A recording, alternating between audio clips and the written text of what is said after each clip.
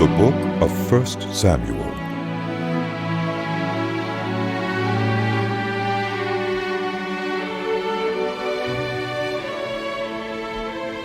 There was a certain man from Ramathaim, a Zuphite from the hill country of Ephraim, whose name was Elkanah, son of Jeroham, the son of Elihu, the son of Tohu, the son of Zuph, an Ephraimite. He had 2 wives. One was called Hannah, and the other Peninnah. Peninnah had children, but Hannah had none. Year after year, this man went up from his town to worship and sacrifice to the Lord Almighty at Shiloh, where Hophni and Phinehas, the 2 sons of Eli, were priests of the Lord.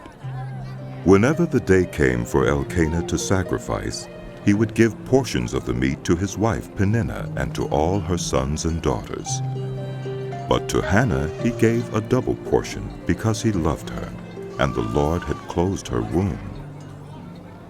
Because the Lord had closed Hannah's womb, her rival kept provoking her in order to irritate her. This went on year after year. Whenever Hannah went up to the house of the Lord, her rival provoked her till she wept and would not eat. Her husband, Elkanah, would say to her, "Hannah, why are you weeping? Why don't you eat? Why are you downhearted? Don't I mean more to you than 10 sons?" Once, when they had finished eating and drinking in Shiloh, Hannah stood up. Now Eli the priest was sitting on his chair by the doorpost of the Lord's house. In her deep anguish, Hannah prayed to the Lord, weeping bitterly, and she made a vow, saying, "Lord Almighty, if you will only look on your servant's misery and remember me, and not forget your servant, but give her a son, then I will give him to the Lord for all the days of his life, and no razor will ever be used on his head." As she kept on praying to the Lord, Eli observed her mouth. Hannah was praying in her heart, and her lips were moving, but her voice was not heard.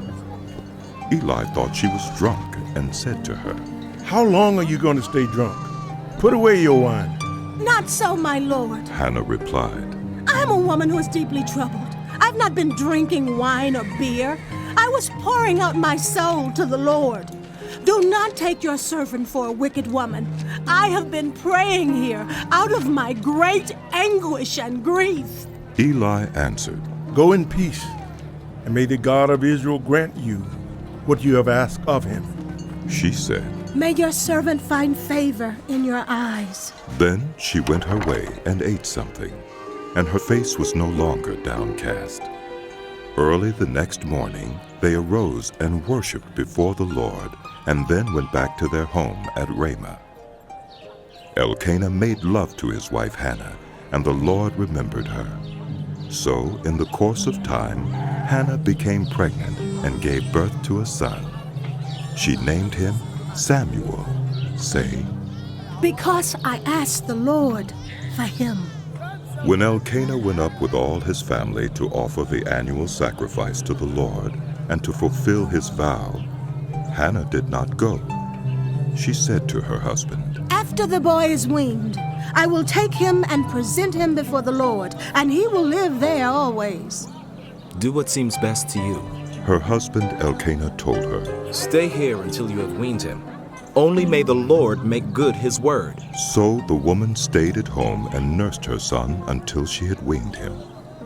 After he was weaned, she took the boy with her, young as he was, along with a 3-year-old bull, an ephah of flour, and a skin of wine, and brought him to the house of the Lord at Shiloh. When the bull had been sacrificed, they brought the boy to Eli, and she said to him, "Pardon me, my Lord. As surely as you live, I am the woman who stood here beside you praying to the Lord. I prayed for this child, and the Lord has granted me what I asked of him. So now I give him to the Lord. For his whole life he will be given over to the Lord." And he worshipped the Lord and said, "My heart rejoices in the Lord. In the Lord my horn is lifted high. My mouth boasts over my enemies, for I delight in your deliverance. There's no one holy like the Lord. There's no one besides you. There's no rock like our God. Do not keep talking so proudly or let your mouth speak such arrogance, for the Lord is a God who knows, and by him deeds are weighed. The bows of the warriors are broken, but those who stumbled are armed with strength. Those who were full hired themselves out for food, but those who were hungry are hungry no more. She who was barren has borne 7 children, but she who has had many sons pines away. The Lord brings death and makes alive. He brings down to the grave and raises up. The Lord sends poverty and wealth. He humbles and he exalts. He raises the poor from the dust and lifts the needy from the ash heap. He seats them with princes and has them inherit a throne of honor. For the foundations of the earth are the Lord's. On them he has set the world. He will guard the feet of his faithful servants, but the wicked will be silenced in the place of darkness. It is not by strength that one prevails. Those who oppose the Lord will be broken. The Most High will thunder from heaven. The Lord will judge the ends of the earth. He will give strength to his king and exalt the horn of his anointed. Then Elkanah went home to Ramah, but the boy ministered before the Lord under Eli the priest. Eli's sons were scoundrels. They had no regard for the Lord. Now it was the practice of the priests that whenever any of the people offered a sacrifice, the priest's servant would come with a 3-pronged fork in his hand while the meat was being boiled, and would plunge the fork into the pan or kettle or cauldron or pot. Whatever the fork brought up, the priest would take for himself. This is how they treated all the Israelites who came to Shiloh. But even before the fat was burned, the priest's servant would come and say to the person who was sacrificing, "Give the priest some meat to roast. He won't accept boiled meat from you, but only raw." If the person said to him, "Let the fat be burned first, and then take whatever you want," the servant would answer, "No, hand it over now. If you don't, I'll take it by force." This sin of the young men was very great in the Lord's sight, for they were treating the Lord's offering with contempt. But Samuel was ministering before the Lord, a boy wearing a linen ephod. Each year his mother made him a little robe and took it to him when she went up with her husband to offer the annual sacrifice. Eli would bless Elkanah and his wife, saying, May the Lord give you children by this woman to take the place of the one she prayed for and gave to the Lord. Then they would go home, and the Lord was gracious to Hannah. She gave birth to 3 sons and 2 daughters. Meanwhile, the boy Samuel grew up in the presence of the Lord. Now Eli, who was very old, heard about everything his sons were doing to all Israel, and how they slept with the women who served at the entrance to the tent of meeting. So he said to them, Why do you do such things? I hear from all the people about these wicked deeds of yours. No, my sons, the report I hear spreading among the Lord's people is not good. If anyone sins against another human being, God may mediate for the offender. But if anyone sins against the Lord, who will intercede for them? His sons, however, did not listen to their father's rebuke, for it was the Lord's will to put them to death. And the boy Samuel continued to grow in stature and in favor with the Lord and with people. Now a man of God came to Eli and said to him, This is what the Lord says. Did I not clearly reveal myself to the family of your ancestor when they were in Egypt under Pharaoh? I chose your ancestor out of all the tribes of Israel to be my priest, to go up to my altar, to burn incense, and to wear an ephod in my presence. I also gave your ancestors' family all the food offerings presented by the Israelites. Why do you scorn my sacrifice and offering that I prescribed for my dwelling? Why do you honor your sons more than me, by fattening yourselves on the choice parts of every offering made by my people Israel? Therefore, the Lord, the God of Israel, declares, I promised that the members of your family would minister before me forever. But now the Lord declares, far be it from me, those who honor me I will honor, but those who despise me will be disdained. The time is coming when I will cut short your strength and the strength of the members of your family, so that no one in it will reach old age, and you will see distress in my dwelling. Although good will be done to Israel, no one in your family line will ever reach old age. Every one of you that I do not cut off from serving at my altar, I will spare only to destroy your sight and sap your strength, and all your descendants will die in the prime of life. And what happens to your two sons, Hophni and Phinehas, will be a sign to you. They will both die on the same day. I will raise up for myself a faithful priest who will do according to what is in my heart and mind. I will firmly establish his family line, and he will minister before my anointed one always. Then everyone left in your family line will come and bow down before him for a piece of silver and a loaf of bread, and plead, appoint me to some priestly office, so I can have Samuel food. ministered before the Lord under Eli. In those days the word of the Lord was rare. There were not many visions. One night Eli, whose eyes were becoming so weak that he could barely see, was lying down in his usual place. The lamp of God had not yet gone out, and Samuel was lying down in the house of the Lord, where the ark of God was. Then the Lord called Samuel. Samuel answered, Here I am. and he ran to Eli and said, Here I am. You called me? But Eli said, I did not call. Go back and lie down. So he went and lay down. Again the Lord called, Samuel. and Samuel got up and went to Eli and said, Here I am. You called me? My son, Eli said, I did not call. Go back and lie down. Now Samuel did not yet know the Lord. The word of the Lord had not yet been revealed to him. A third time the Lord called, Samuel. and Samuel got up and went to Eli and said, Here I am. You called me. Then Eli realized that the Lord was calling the boy. So Eli told Samuel, Go and lie down.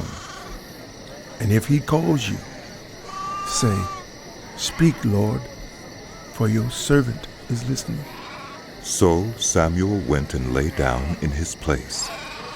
The Lord came and stood there, calling as at the other times, Samuel. Samuel. Then Samuel said, Speak, for your servant is listening.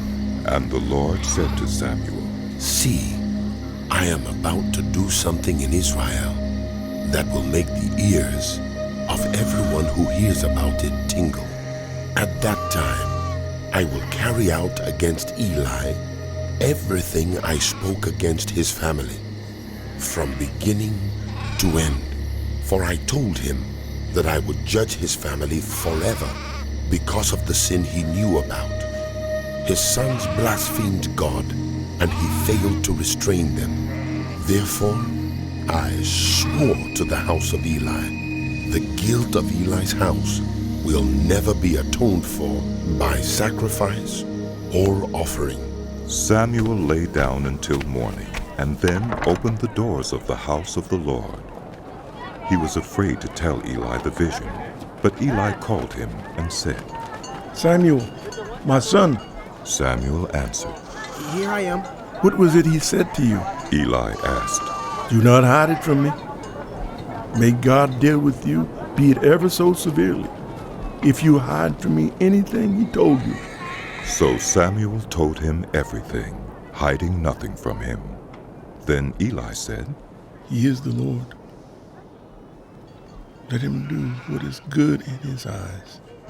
The Lord was with Samuel as he grew up, and he let none of Samuel's words fall to the ground.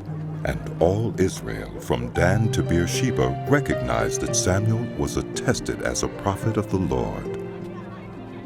The Lord continued to appear at Shiloh, and there he revealed himself to Samuel's word came to all Israel. Now the Israelites went out to fight against the Philistines. The Israelites camped at Ebenezer, and the Philistines at Aphek. The Philistines deployed their forces to meet Israel. And as the battle spread, Israel was defeated by the Philistines, who killed about 4,000 of them on the battlefield.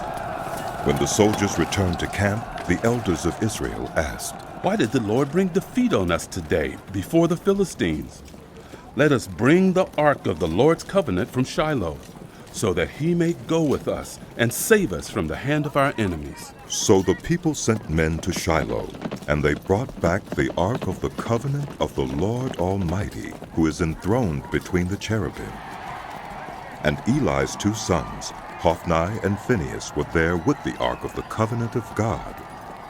When the ark of the Lord's covenant came into the camp, all Israel raised such a great shout that the ground shook.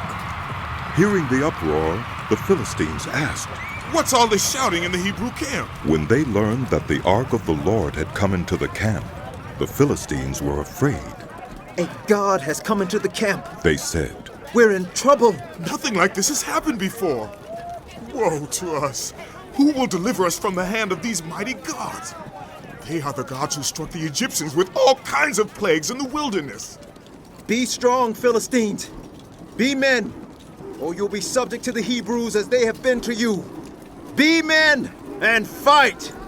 So the Philistines fought, and the Israelites were defeated, and every man fled to his tent. The slaughter was very great.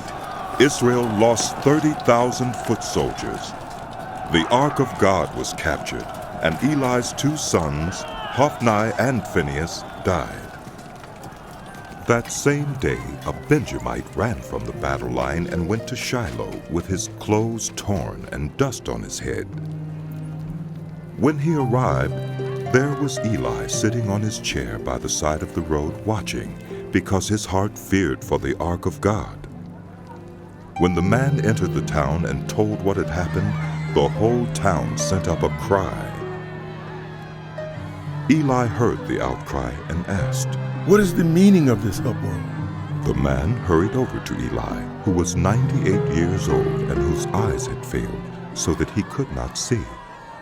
He told Eli, I've just come from the battle line. I fled from it this very day. Eli asked, What happened, my son? The one who brought the news replied, Israel fled before the Philistines, and the army has suffered heavy losses. Also, your 2 sons, Hophni and Phinehas, are dead, and the ark of God has been captured. When he mentioned the ark of God, Eli fell backward off his chair by the side of the gate. His neck was broken, and he died, for he was an old man, and he was heavy. He had led Israel 40 years. His daughter-in-law, the wife of Phinehas, was pregnant and near the time of delivery. When she heard the news that the ark of God had been captured and that her father-in-law and her husband were dead, she went into labor and gave birth, but was overcome by her labor pains.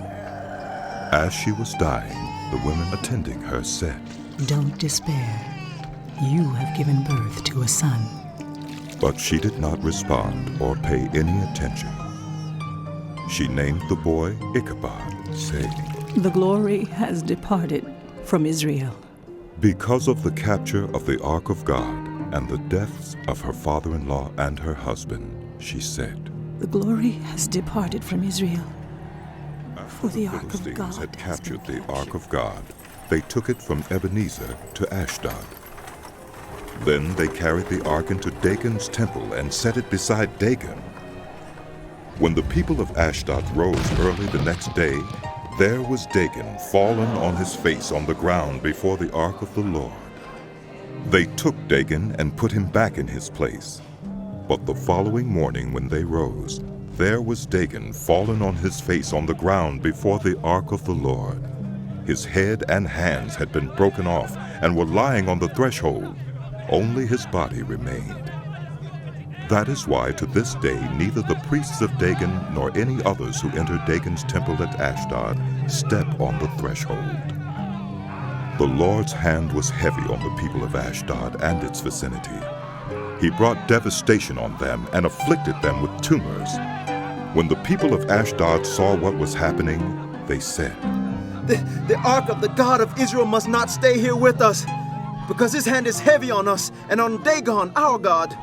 So they called together all the rulers of the Philistines and asked them, What shall we do with the ark of the God of Israel? They answered, Have the ark of the God of Israel moved to Gath.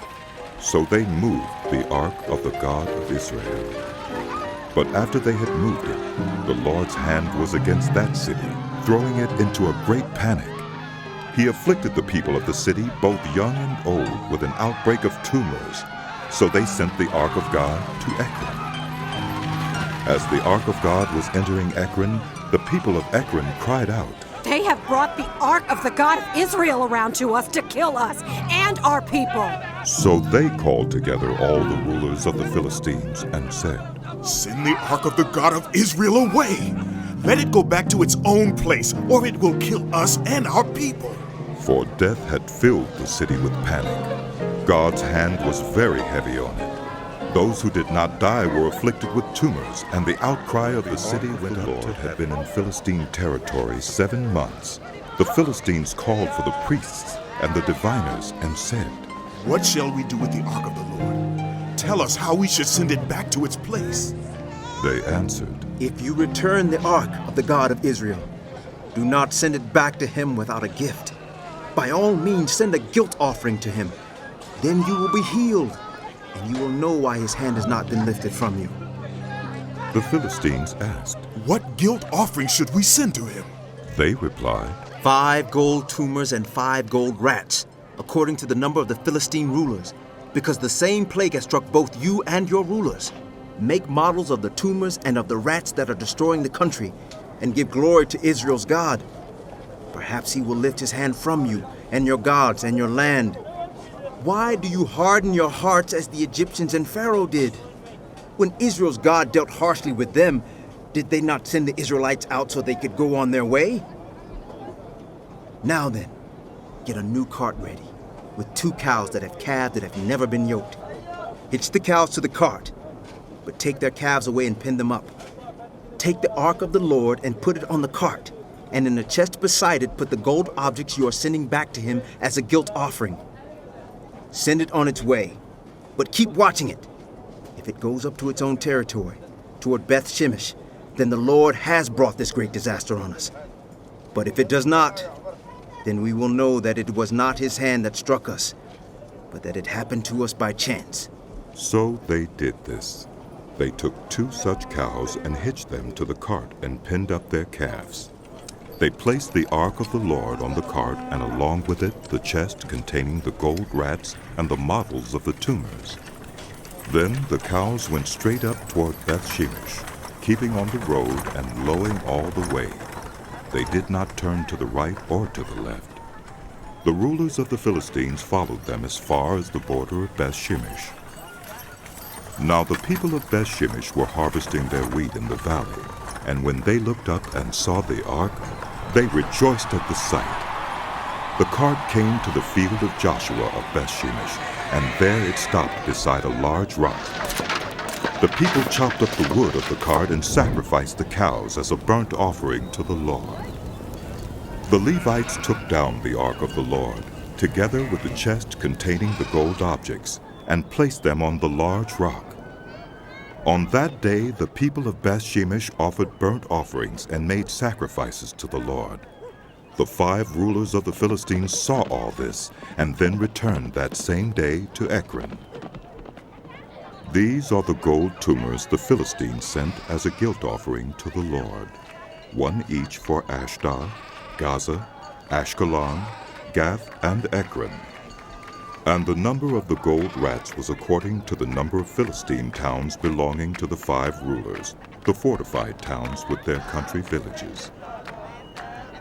The large rock on which the Levites set the ark of the Lord is a witness to this day in the field of Joshua of Bethshemesh.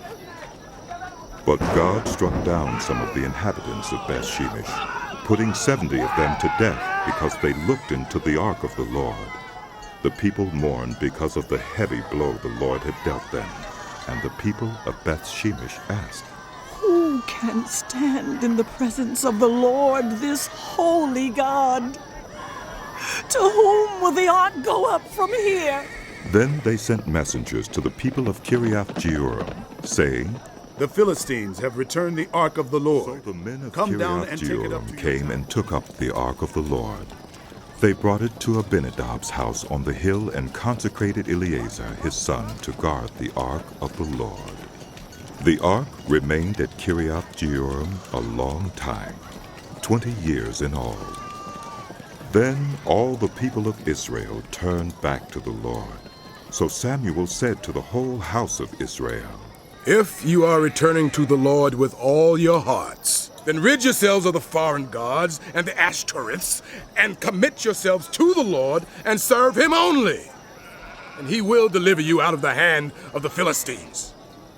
So the Israelites put away their Baals and Ashtoreths and served the Lord only. Then Samuel said, Assemble all Israel at Mizpah, and I will intercede with the Lord for you. When they had assembled at Mizpah, they drew water and poured it out before the Lord. On that day they fasted, and there they confessed, We have sinned against the Lord. Now Samuel was serving as leader of Israel at Mizpah. When the Philistines heard that Israel had assembled at Mizpah, the rulers of the Philistines came up to attack them. When the Israelites heard of it, they were afraid because of the Philistines. They said to Samuel, Do not stop crying out to the Lord our God for us, that he may rescue us from the hand of the Philistines. Then Samuel took a suckling lamb and sacrificed it as a whole burnt offering to the Lord. He cried out to the Lord on Israel's behalf, and the Lord answered him. While Samuel was sacrificing the burnt offering, the Philistines drew near to engage Israel in battle.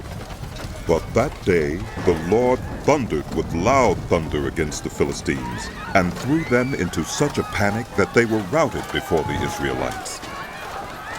The men of Israel rushed out of Mizpah and pursued the Philistines, slaughtering them along the way to a point below Beth-kar. Then Samuel took a stone and set it up between Mizpah and Shen.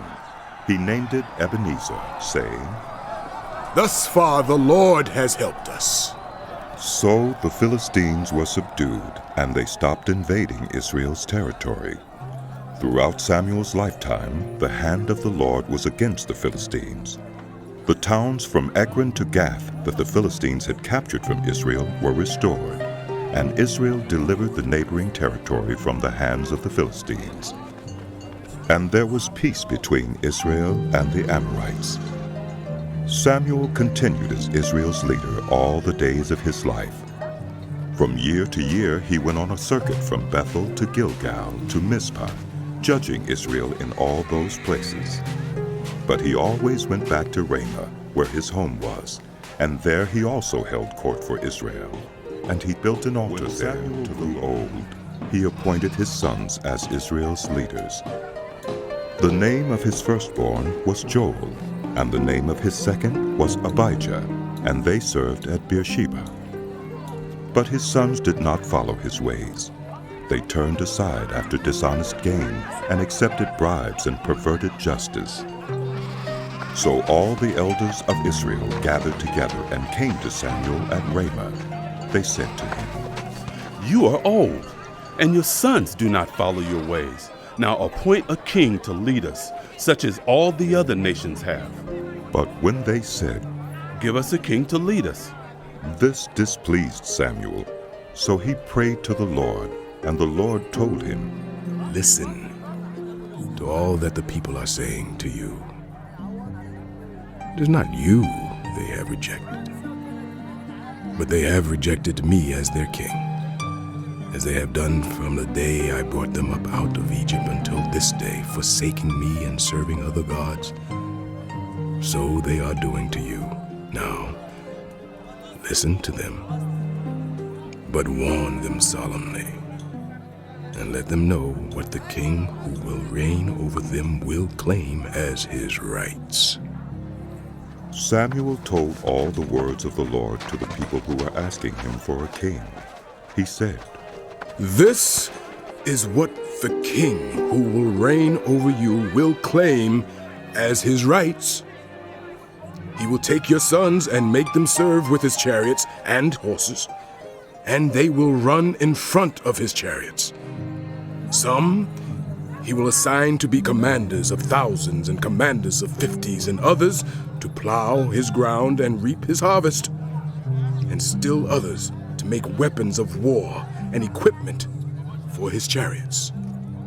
He will take your daughters to be perfumers and cooks and bakers. He will take the best of your fields and vineyards and olive groves and give them to his attendants. He will take 1/10 of your grain and of your vintage and give it to his officials and attendants.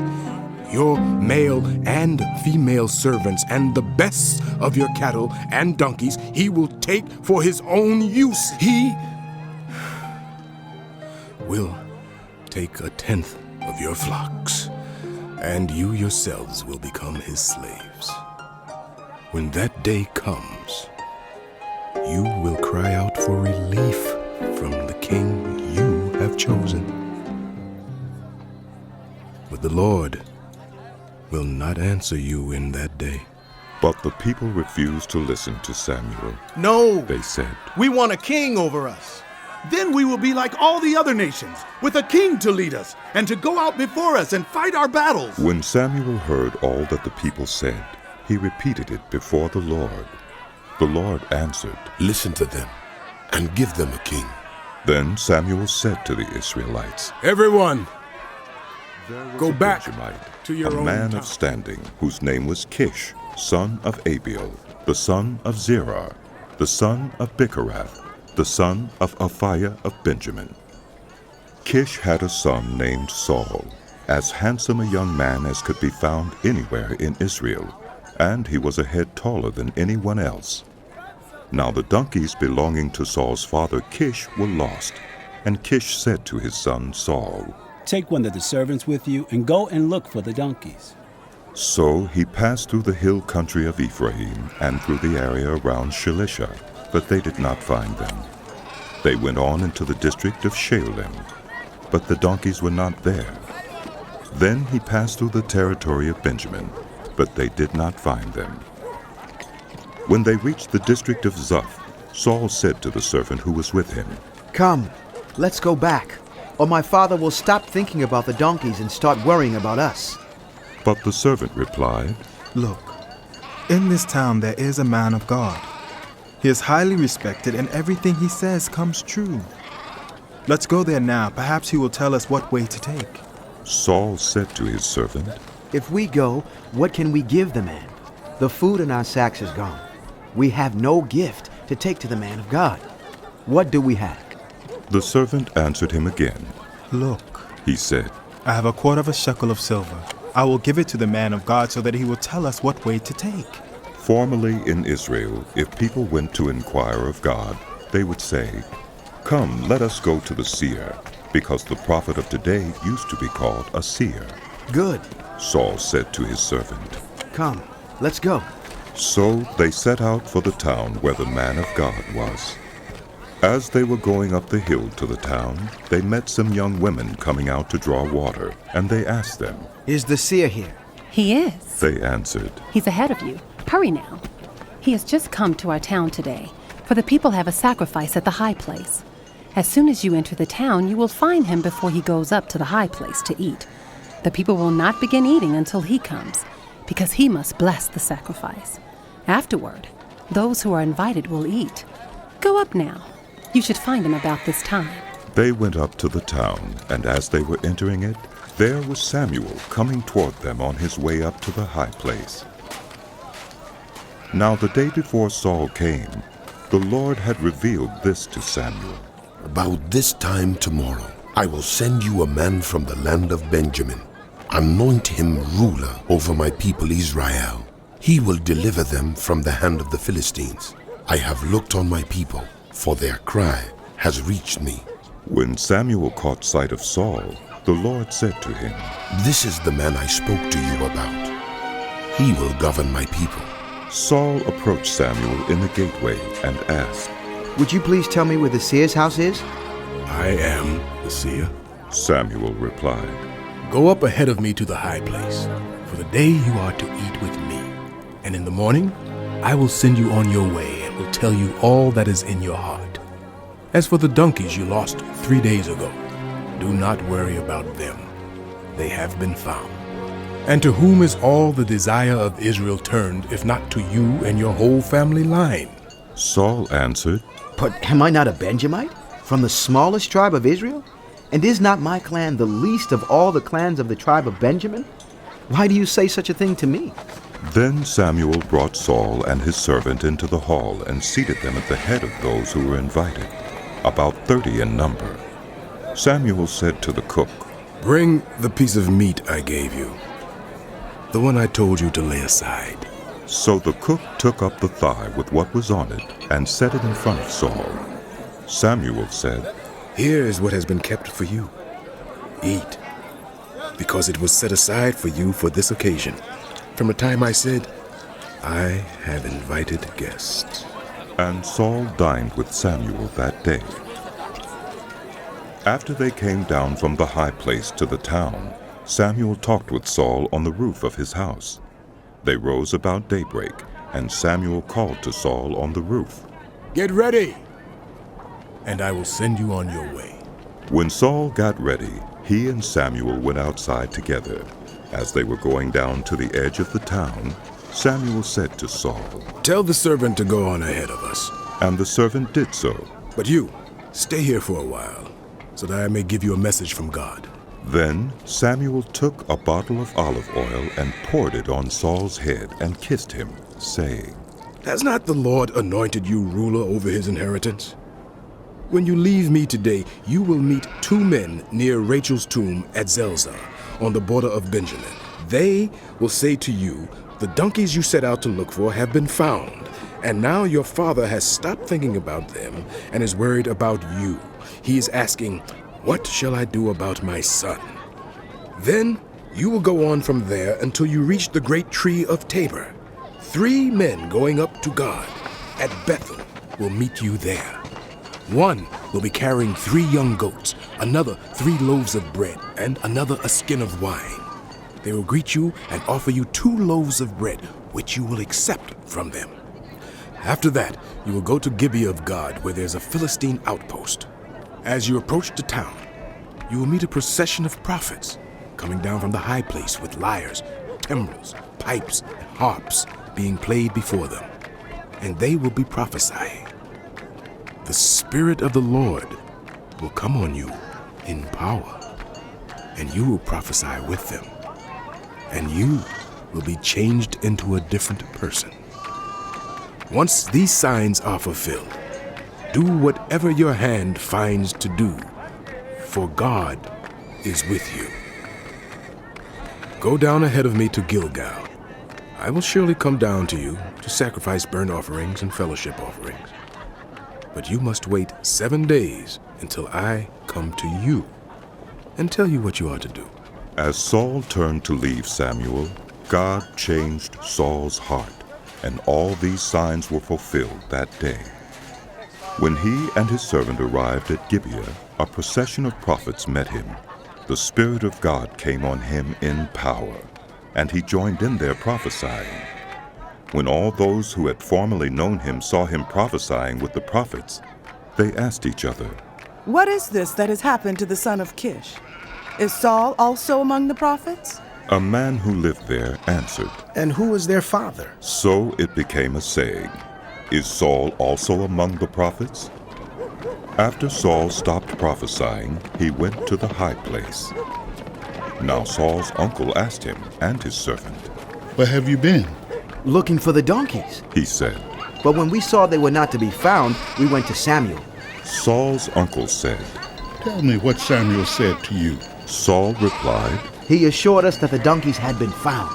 But he did not tell his uncle what Samuel had said about the kingship. Samuel summoned the people of Israel to the Lord at Mizpah and said to them, "This is what the Lord, the God of Israel, says.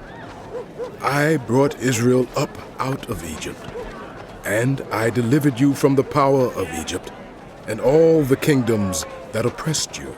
But you have now rejected your God, who saves you out of all your disasters and calamities. And you have said, 'No, appoint a king over us.' So now, present yourselves before the Lord by your tribes and clans." When Samuel had all Israel come forward by tribes, the tribe of Benjamin was taken by lot. Then he brought forward the tribe of Benjamin clan by clan, and Natri's clan was taken. Finally Saul, son of Kish, was taken, but when they looked for him, he was not to be found. So they inquired further of the Lord. "Has the man come here yet?" And the Lord said, "Yes. He has hidden himself among the suppliers." They ran and brought him out, and as he stood among the people, he was a head taller than any of the others. Samuel said to all the people, "Do you see the man the Lord has chosen? There is no one like him among all the people." Then the people shouted, "Long live the king!" Samuel explained to the people the rights and duties of kingship. He wrote them down on a scroll and deposited it before the Lord. Then Samuel dismissed the people to go to their own homes. Saul also went to his home in Gibeah, accompanied by valiant men whose hearts God had touched. But some scoundrels said, "How can this fellow save us?" They despised him and brought him no gifts. But Saul kept silent. Nahash the Ammonite went up and besieged Jabesh Gilead, and all the men of Jabesh said to him, "Make a treaty with us, and we will be subject to you." But Nahash the Ammonite replied, "I will make a treaty with you, only on the condition that I gouge out the right eye of every one of you, and so bring disgrace on all Israel." The elders of Jabesh said to him, "Give us 7 days so we can send messengers throughout Israel. And if no one comes to rescue us, we will surrender to you." When the messengers came to Gibeah of Saul and reported these terms to the people, they all wept aloud. Just then Saul was returning from the fields behind his oxen, and he asked, "What is wrong with everyone? Why are they weeping?" Then they repeated to him what the men of Jabesh had said. When Saul heard their words, the Spirit of God came on him in power, and he burned with anger. He took a pair of oxen, cut them into pieces, and sent the pieces by messengers throughout Israel, proclaiming, "This is what will be done to the oxen of anyone who does not follow Saul and Samuel." Then the terror of the Lord fell on the people, and they turned out with one accord. When Saul mustered them at Bezek, the men of Israel numbered 300,000, and those of Judah 30,000.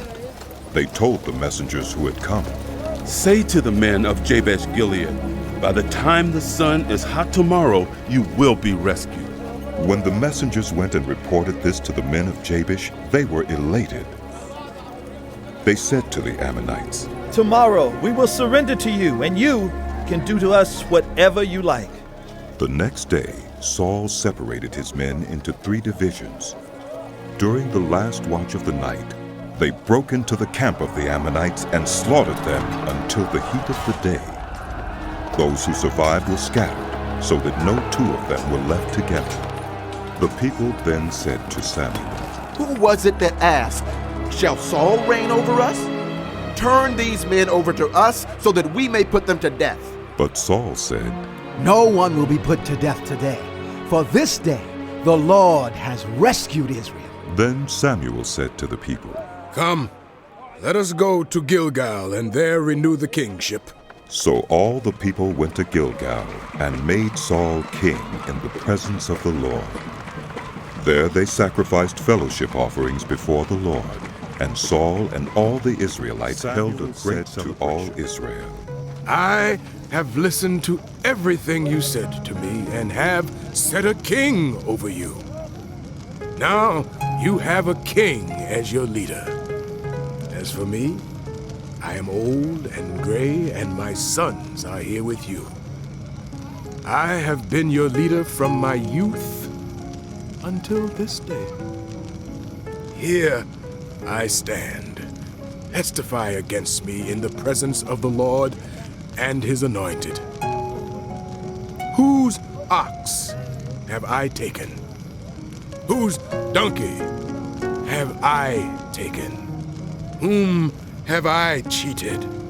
Whom have I oppressed? From whose hand have I accepted a bribe to make me shut my eyes? If I have done any of these things, I will make it right. You have not cheated or oppressed us. They replied, You have not taken anything from anyone's hand. Samuel said to them, The Lord is witness against you, and also his anointed is witness this day that you have not found anything in my hand. We agree, they said. Then Samuel said to the people, It is the Lord who appointed Moses and Aaron and brought your ancestors up out of Egypt. Now then, stand here, because I am going to confront you with evidence before the Lord as to all the righteous acts performed by the Lord for you and your ancestors. After Jacob entered Egypt, they cried to the Lord for help. And the Lord sent Moses and Aaron, who brought your ancestors out of Egypt and settled them in this place. But they forgot the Lord their God. So he sold them into the hand of Sisera, the commander of the army of Hazor, and into the hands of the Philistines and the king of Moab, who fought against them. They cried out to the Lord and said, We have sinned. We have forsaken the Lord and served the Baals and the Ashtoreths. But now deliver us from the hands of our enemies, and we will serve you. Then the Lord sent Jerubbaal, Barak, Jephthah, and Samuel, and he delivered you from the hands of your enemies all around you, so that you lived in safety. But when you saw that Nahash, king of the Ammonites, was moving against you, you said to me, No, we want a king to rule over us, even though the Lord your God was your king. Now, here is the king you have chosen, the one you asked for. See, the Lord has set a king over you. If you fear the Lord and serve and obey him and do not rebel against his commands, and if both you and the king who reigns over you follow the Lord your God, good. But if you do not obey the Lord, and if you rebel against his commands, his hand will be against you as it was against your ancestors. Now then, stand still and see this great thing the Lord is about to do before your eyes. Is it not wheat harvest now? I will call on the Lord to send thunder and rain. And you will realize what an evil thing you did in the eyes of the Lord when you asked for a king. Then Samuel called on the Lord, and that same day the Lord sent thunder and rain. So all the people stood in awe of the Lord and of Samuel. The people all said to Samuel, Praise Pray to the Lord your God for your servants, so that we will not die. For we have added to all our other sins the evil of asking for a king. Do not be afraid, Samuel replied. You have done all this evil, yet do not turn away from the Lord, but serve the Lord with all your heart. Do not turn away after useless idols. They can do you no good, nor can they rescue you, because they are useless. For the sake of his great name, the Lord will not reject his people, because the Lord was pleased to make you his own. As for me, far be it from me that I should sin against the Lord by failing to pray for you. And I will teach you the way that is good and right. But be sure to fear the Lord and serve him faithfully with all your heart. Consider what great things he has done for you.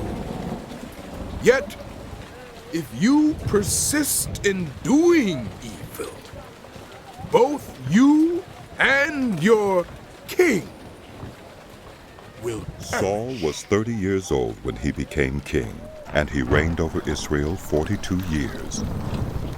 Saul chose 3,000 men from Israel.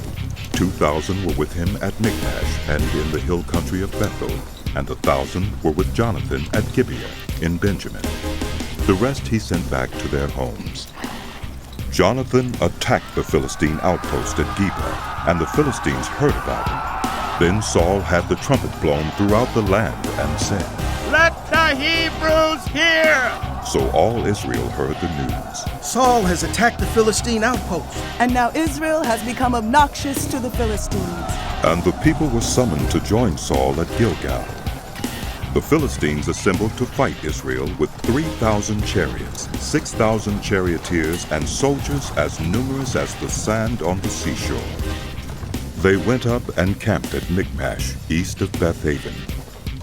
When the Israelites saw that their situation was critical and that their army was hard-pressed, they hid in caves and thickets among the rocks and in pits and cisterns. Some Hebrews even crossed the Jordan to the land of Gad and Gilead. Saul remained at Gilgal, and all the troops with him were quaking with fear. He waited 7 days, the time set by Samuel. But Samuel did not come to Gilgal, and Saul's men began to scatter. So he said, "Bring me the burnt offering and the fellowship offerings." And Saul offered up the burnt offering. Just as he finished making the offering, Samuel arrived, and Saul went out to greet him. "What have you done?" asked Samuel. Saul replied, "When I saw that the men were scattering, and that you did not come at the set time, and that the Philistines were assembling at Michmash, I thought, now the Philistines will come down against me at Gilgal, and I have not sought the Lord's favor. So I felt compelled to offer the burnt offering." "You have done a foolish thing," Samuel said. "You have not kept the command the Lord your God gave you. If you had, he would have established your kingdom over Israel for all time. But now your kingdom will not endure. The Lord has sought out a man after his own heart, and appointed him ruler of his people, because you have not kept the Lord's command." Then Samuel left Gilgal and went up to Gibeah in Benjamin. And Saul counted the men who were with him. They numbered about 600. Saul and his son Jonathan and the men with them were staying in Gibeah in Benjamin, while the Philistines camped at Michmash. Raiding parties went out from the Philistine camp in 3 detachments. One turned toward Ophrah in the vicinity of Shul, another toward Beth-horon, and the third toward the borderland overlooking the valley of Zeboim, facing the wilderness. Not a blacksmith could be found in the whole land of Israel, because the Philistines had said, "Otherwise the Hebrews will make swords or spears." So all Israel went down to the Philistines to have their plow points, mattocks, axes, and sickles sharpened. The price was 2/3 of a shekel for sharpening plow points and mattocks, and 1/3 of a shekel for sharpening forks and axes and for repointing goads. So on the day of the battle, not a soldier with Saul and Jonathan had a sword or spear in his hand. Only Saul and his son Jonathan had them. Now a detachment of Philistines had gone out to the pass at Michmash. One day Jonathan, son of Saul, said to his young armor-bearer, "Come, let's go over to the Philistine outpost on the other side." But he did not tell his father. Saul was staying on the outskirts of Gibeah under a pomegranate tree in Migron. With him were about 600 men, among whom was Ahijah, who was wearing an ephod. He was a son of Ichabod's brother, Ahitub, son of Phinehas, the son of Eli, the Lord's priest in Shiloh. No one was aware that Jonathan had left. On each side of the pass that Jonathan intended to cross to reach the Philistine outpost was a cliff. One was called Bozez, and the other Seneh. One cliff stood to the north toward Michmash, the other to the south toward Geba. Jonathan said to his young armor-bearer, "Come, let's go over to the outpost of those uncircumcised fellows. Perhaps the Lord will act in our behalf. Nothing can hinder the Lord from saving, whether by many or by few." "Do all that you have in mind," his armor-bearer said. "Go ahead. I am with you, heart and soul." Jonathan said, "Come on then. We will cross over toward them and let them see us. If they say to us, 'Wait there till we come to you,' we will stay where we are and not go up to them. But if they say, 'Come up to us,' we will climb up, because that will be our sign that the Lord has given them into our hands." So both of them showed themselves to the Philistine outpost. "Look," said the Philistines. "the Hebrews are crawling out of the holes they were hiding in." The men of the outpost shouted to Jonathan and his armor-bearer, "Come up to us, and we'll teach you a lesson." So Jonathan said to his armor-bearer, "Climb up after me. The Lord has given them into the hand of Israel." Jonathan climbed up, using his hands and feet, with his armor-bearer right behind him. The Philistines fell before Jonathan, and his armor-bearer followed and killed behind him. In that first attack, Jonathan and his armor-bearer killed some 20 men in an area of about half an acre. Then panic struck the whole army, those in the camp and field, and those in the outposts and raiding parties, and the ground shook. It was a panic sent by God. Saul's lookouts at Gibeah in Benjamin saw the army melting away in all directions. Then Saul said to the men who were with him, "Muster the forces and see who has left us." When they did, it was Jonathan and his armor-bearer who were not there. Saul said to Ahijah, "Bring the ark of God." At that time it was with the Israelites. While Saul was talking to the priest, the tumult in the Philistine camp increased more and more. So Saul said to the priest, "Withdraw your hand." Then Saul and all his men assembled and went to the battle. They found the Philistines in total confusion, striking each other with their swords.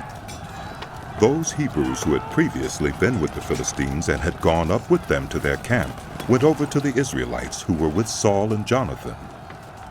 When all the Israelites who had hidden in the hill country of Ephraim heard that the Philistines were on the run, they joined the battle in hot pursuit.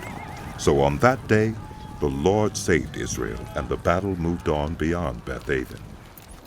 Now the Israelites were in distress that day, because Saul had bound the people under an oath, saying, "Cursed be anyone who eats food before evening comes, before I have avenged myself on my enemies." So none of the troops tasted food.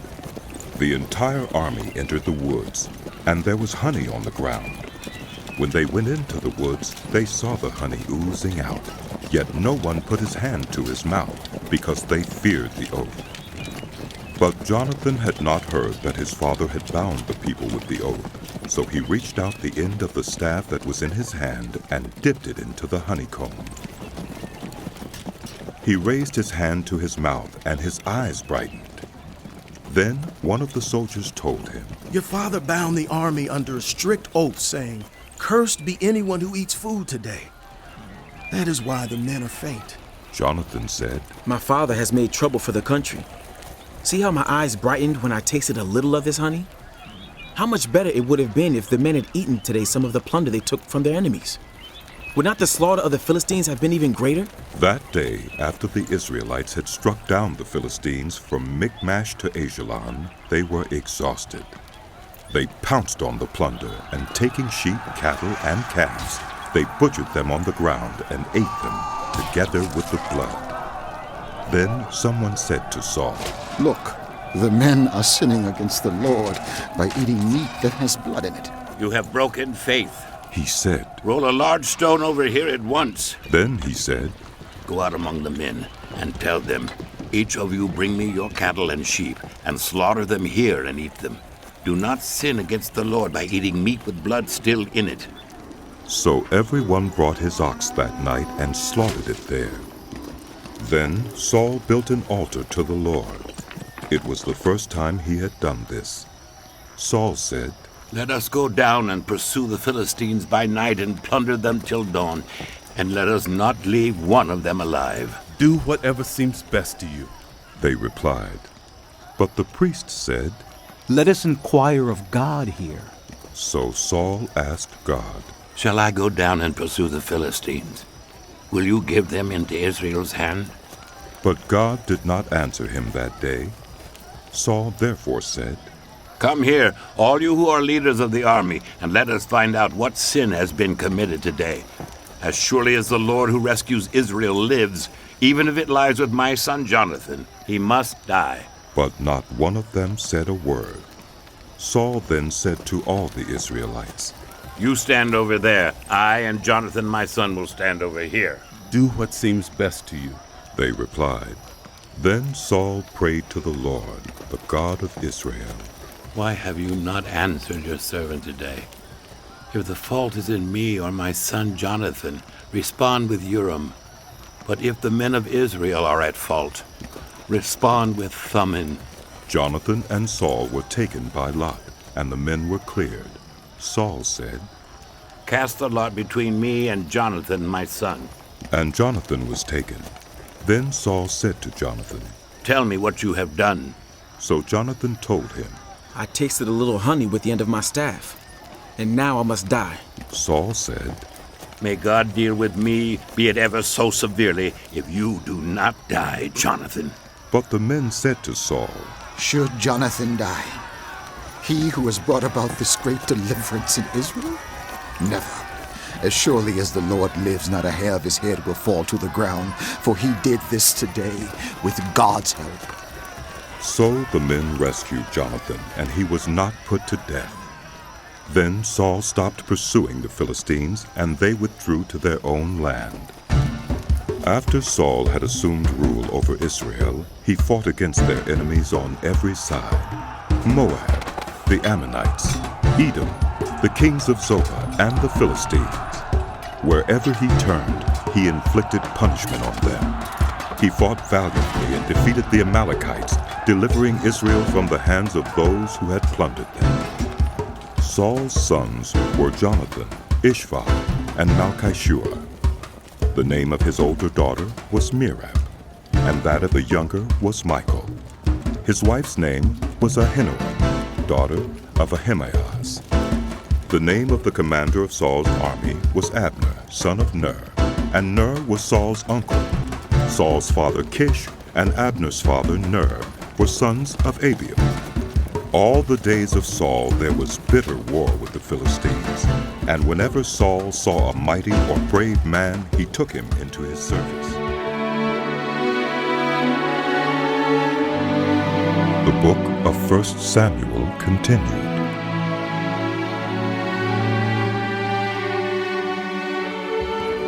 Samuel said to Saul, I am the one the Lord sent to anoint you king over his people Israel.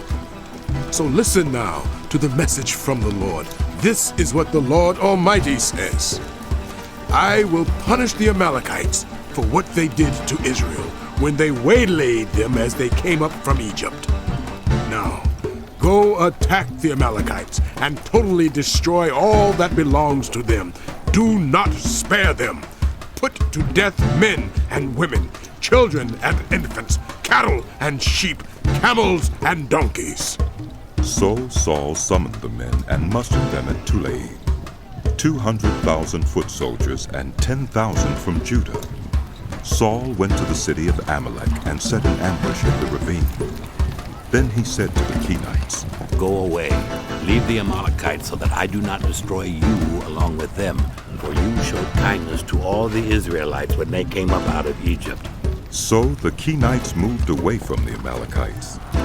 Then Saul attacked the Amalekites all the way from Havilah to Shur, near the eastern border of Egypt. He took Agag, king of the Amalekites, alive, and all his people he totally destroyed with the sword. But Saul and the army spared Agag and the best of the sheep and cattle, the fat calves and lambs, everything that was good.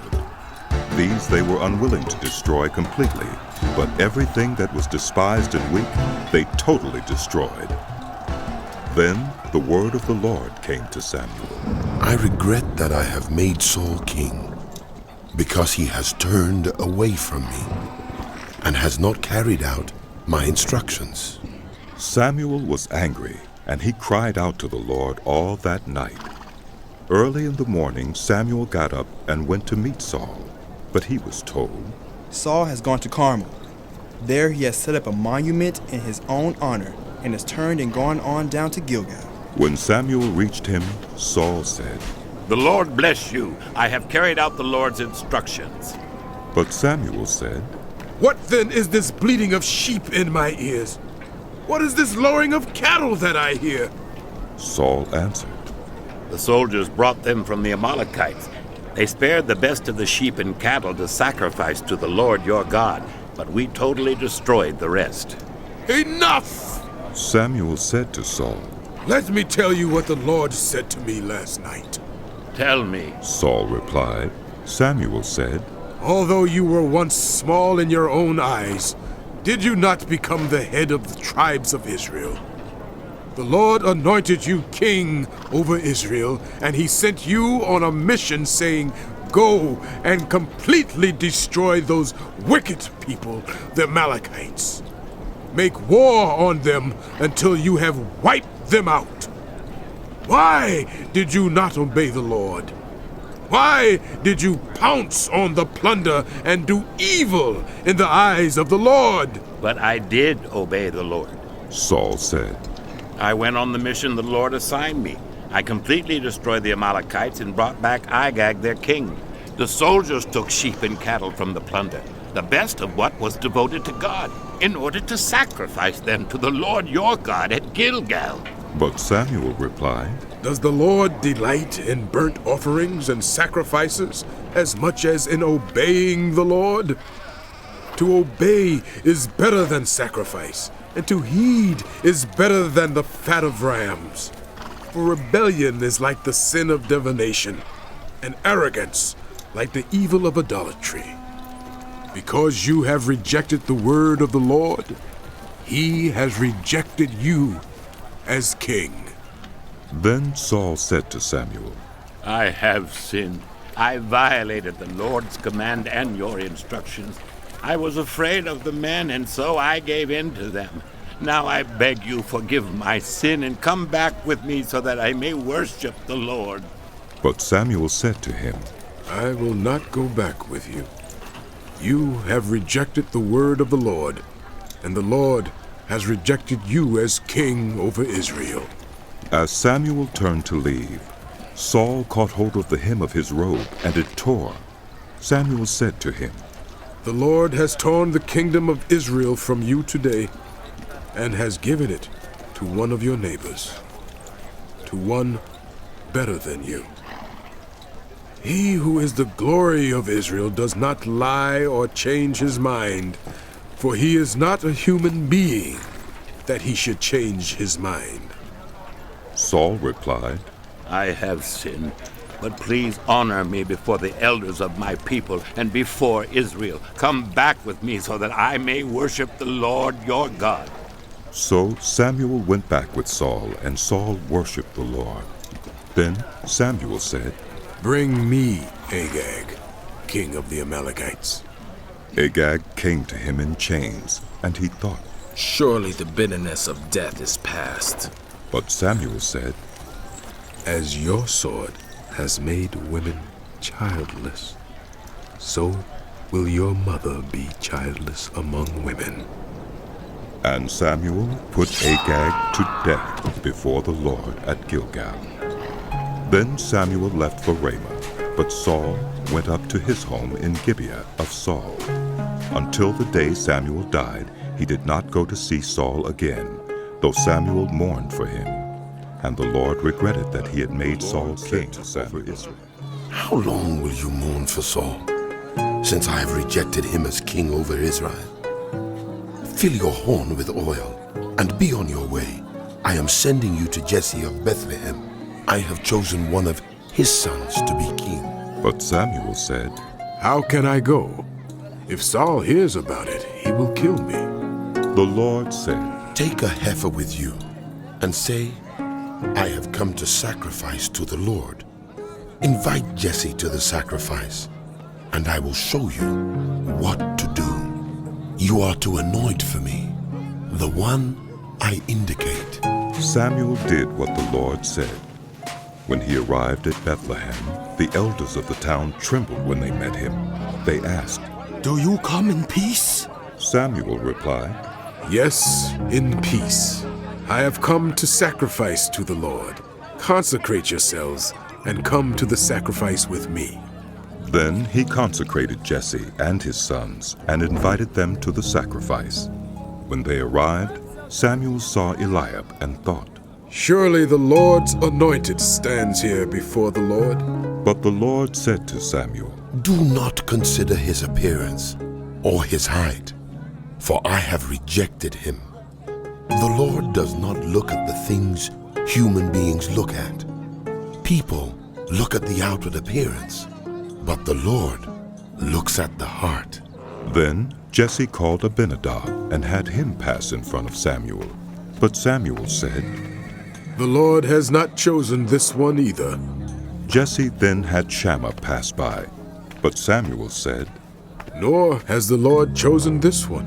Jesse had 7 of his sons pass before Samuel. But Samuel said to him, The Lord has not chosen these. So he asked Jesse, Are these all the sons you have? There is still the youngest. Jesse answered, He is tending the sheep. Samuel said, Send for him. We will not sit down until he arrives. So he sent and had him brought in. He was glowing with health and had a fine appearance and handsome features. Then the Lord said, Rise and anoint him. This is the one. So Samuel took the horn of oil and anointed him in the presence of his brothers. And from that day on, the Spirit of the Lord came on David in power. Samuel then went to Ramah. Now the Spirit of the Lord had departed from Saul, and an evil spirit from the Lord tormented him. Saul's attendants said to him, See, an evil spirit from God is tormenting you. Let our Lord command his servants here to search for someone who can play the lyre. He will play when the evil spirit from God comes on you, and you will feel better. So Saul said to his attendants, Find someone who plays well, and bring him to me. One of the servants answered, I've seen a son of Jesse of Bethlehem who knows how to play the lyre. He is a brave man and a warrior. He speaks well and is a fine-looking man, and the Lord is with him. Then Saul sent messengers to Jesse and said, Send me your son David, who is with the sheep. So Jesse took a donkey loaded with bread, a skin of wine, and a young goat, and sent them with his son David to Saul. David came to Saul and entered his service. Saul liked him very much, and David became one of his armor-bearers. Then Saul sent word to Jesse, saying, Allow David to remain in my service, for I am pleased with him. Whenever the Spirit from God came on Saul, David would take up his lyre and play. Then relief would come to Saul. He would feel better, and the evil spirit would leave him. Now the Philistines gathered their forces for war and assembled at Socoh in Judah. They pitched camp at Ephes-Dammim, between Socoh and Azekah. Saul and the Israelites assembled and camped in the valley of Elah, and drew up their battle line to meet the Philistines. The Philistines occupied one hill and the Israelites another, with the valley between them. A champion named Goliath, who was from Gath, came out of the Philistine camp. His height was 6 cubits and a span. He had a bronze helmet on his head and wore a coat of scale armor of bronze, weighing 5,000 shekels. On his legs he wore bronze greaves, and a bronze javelin was slung on his back. His spear shaft was like a weaver's rod, and its iron point weighed 600 shekels. His shield bearer went ahead of him. Goliath stood and shouted to the ranks of Israel, "Why do you come out and line up for battle? Am I not a Philistine? And are you not the servants of Saul? Choose a man and have him come down to me. If he's able to fight and kill me, we will become your subjects. But if I overcome him and kill him, you will become our subjects and serve us." Then the Philistines said, "This day I defy the armies of Israel. Give me a man and let us fight each other." On hearing the Philistines' words, Saul and all the Israelites were dismayed and terrified. Now David was the son of an Ephrathite named Jesse, who was from Bethlehem in Judah. Jesse had 8 sons, and in Saul's time he was very old. Jesse's 3 oldest sons had followed Saul to the war. The firstborn was Eliab, the second Abinadab, and the third Shammah. David was the youngest. The 3 oldest followed Saul, but David went back and forth from Saul to tend his father's sheep at Bethlehem.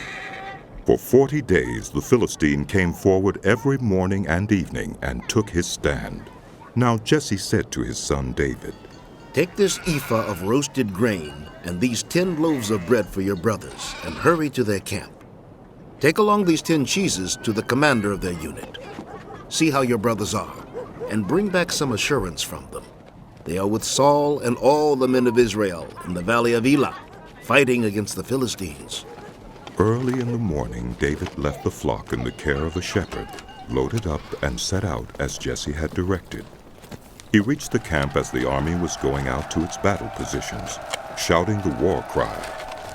Israel and the Philistines were drawing up their lines facing each other. David left his things with the keeper of supplies, ran to the battle lines, and asked his brothers how they were. As he was talking with them, Goliath, the Philistine champion from Gath, stepped out from his lines and shouted his usual defiance. And David heard it. Whenever the Israelites saw the man, they all fled from him in great fear. Now the Israelites had been saying, "Do you see how this man keeps coming out? He comes out to defy Israel. The king will give great wealth to the man who kills him. He will also give him his daughter in marriage and will exempt his family line from taxes in Israel." David asked those standing near him, "What will be done for the man who kills this Philistine and removes this disgrace from Israel? Who is this uncircumcised Philistine that he should defy the armies of the living God?" They repeated to him what they had been saying and told him, "This is what will be done for the man who kills him." When Eliab, David's oldest brother, heard him speaking with the men, he burned with anger at him and asked, "Why have you come down here? And with whom did you leave those few sheep in the wilderness? I know how conceited you are and how wicked your heart is. You came down only to watch the battle." "Now what have I done?" said David. "Can't I even speak?"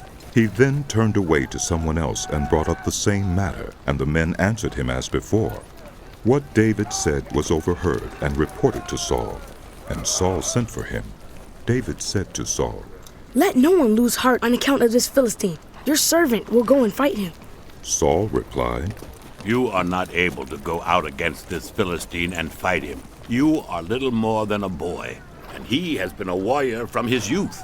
But David said to Saul, "Your servant has been keeping his father's sheep. When a lion or a bear came and carried off a sheep from the flock, I went after it, struck it, and rescued the sheep from its mouth. When it turned on me, I seized it by its hair, struck it, and killed it. Your servant has killed both the lion and the bear. This uncircumcised Philistine will be like one of them, because he has defied the armies of the living God." The Lord who rescued me from the paw of the lion and the paw of the bear, who rescued me from the hand of this Philistine. Saul said to David, Go, and the Lord be with you. Then Saul dressed David in his own tunic. He put a coat of armor on him and a bronze helmet on his head. David fastened on his sword over the tunic and tried walking around, because he was not used to them. I cannot go in these, He said to Saul, because I am not used to them. So he took them off.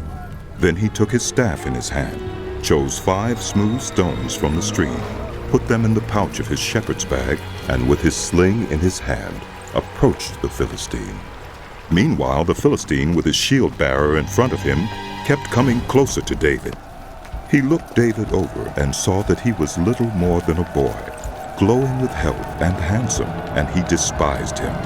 He said to David, Am I a dog that you come at me with sticks?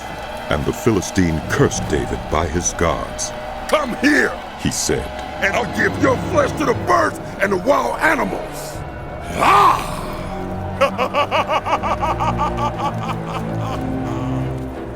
David said to the Philistine, You come against me with sword and spear and javelin, but I come against you in the name of the Lord Almighty, the God of the armies of Israel, whom you have defied. This day the Lord will deliver you into my hands, and I'll strike you down and cut off your head. This very day I will give the carcasses of the Philistine army to the birds and the wild animals, and the whole world will know that there is a God in Israel. All those gathered here will know that it is not by sword or spear that the Lord saves, for the battle is the Lord's, and he will give all of you into our hands. As the Philistine moved closer to attack him, David ran quickly toward the battle line to meet him. Reaching into his bag and taking out a stone, he slung it and struck the Philistine on the forehead. The stone sank into his forehead, and he fell face down on the ground. So David triumphed over the Philistine with a sling and a stone. Without a sword in his hand, he struck down the Philistine and killed him.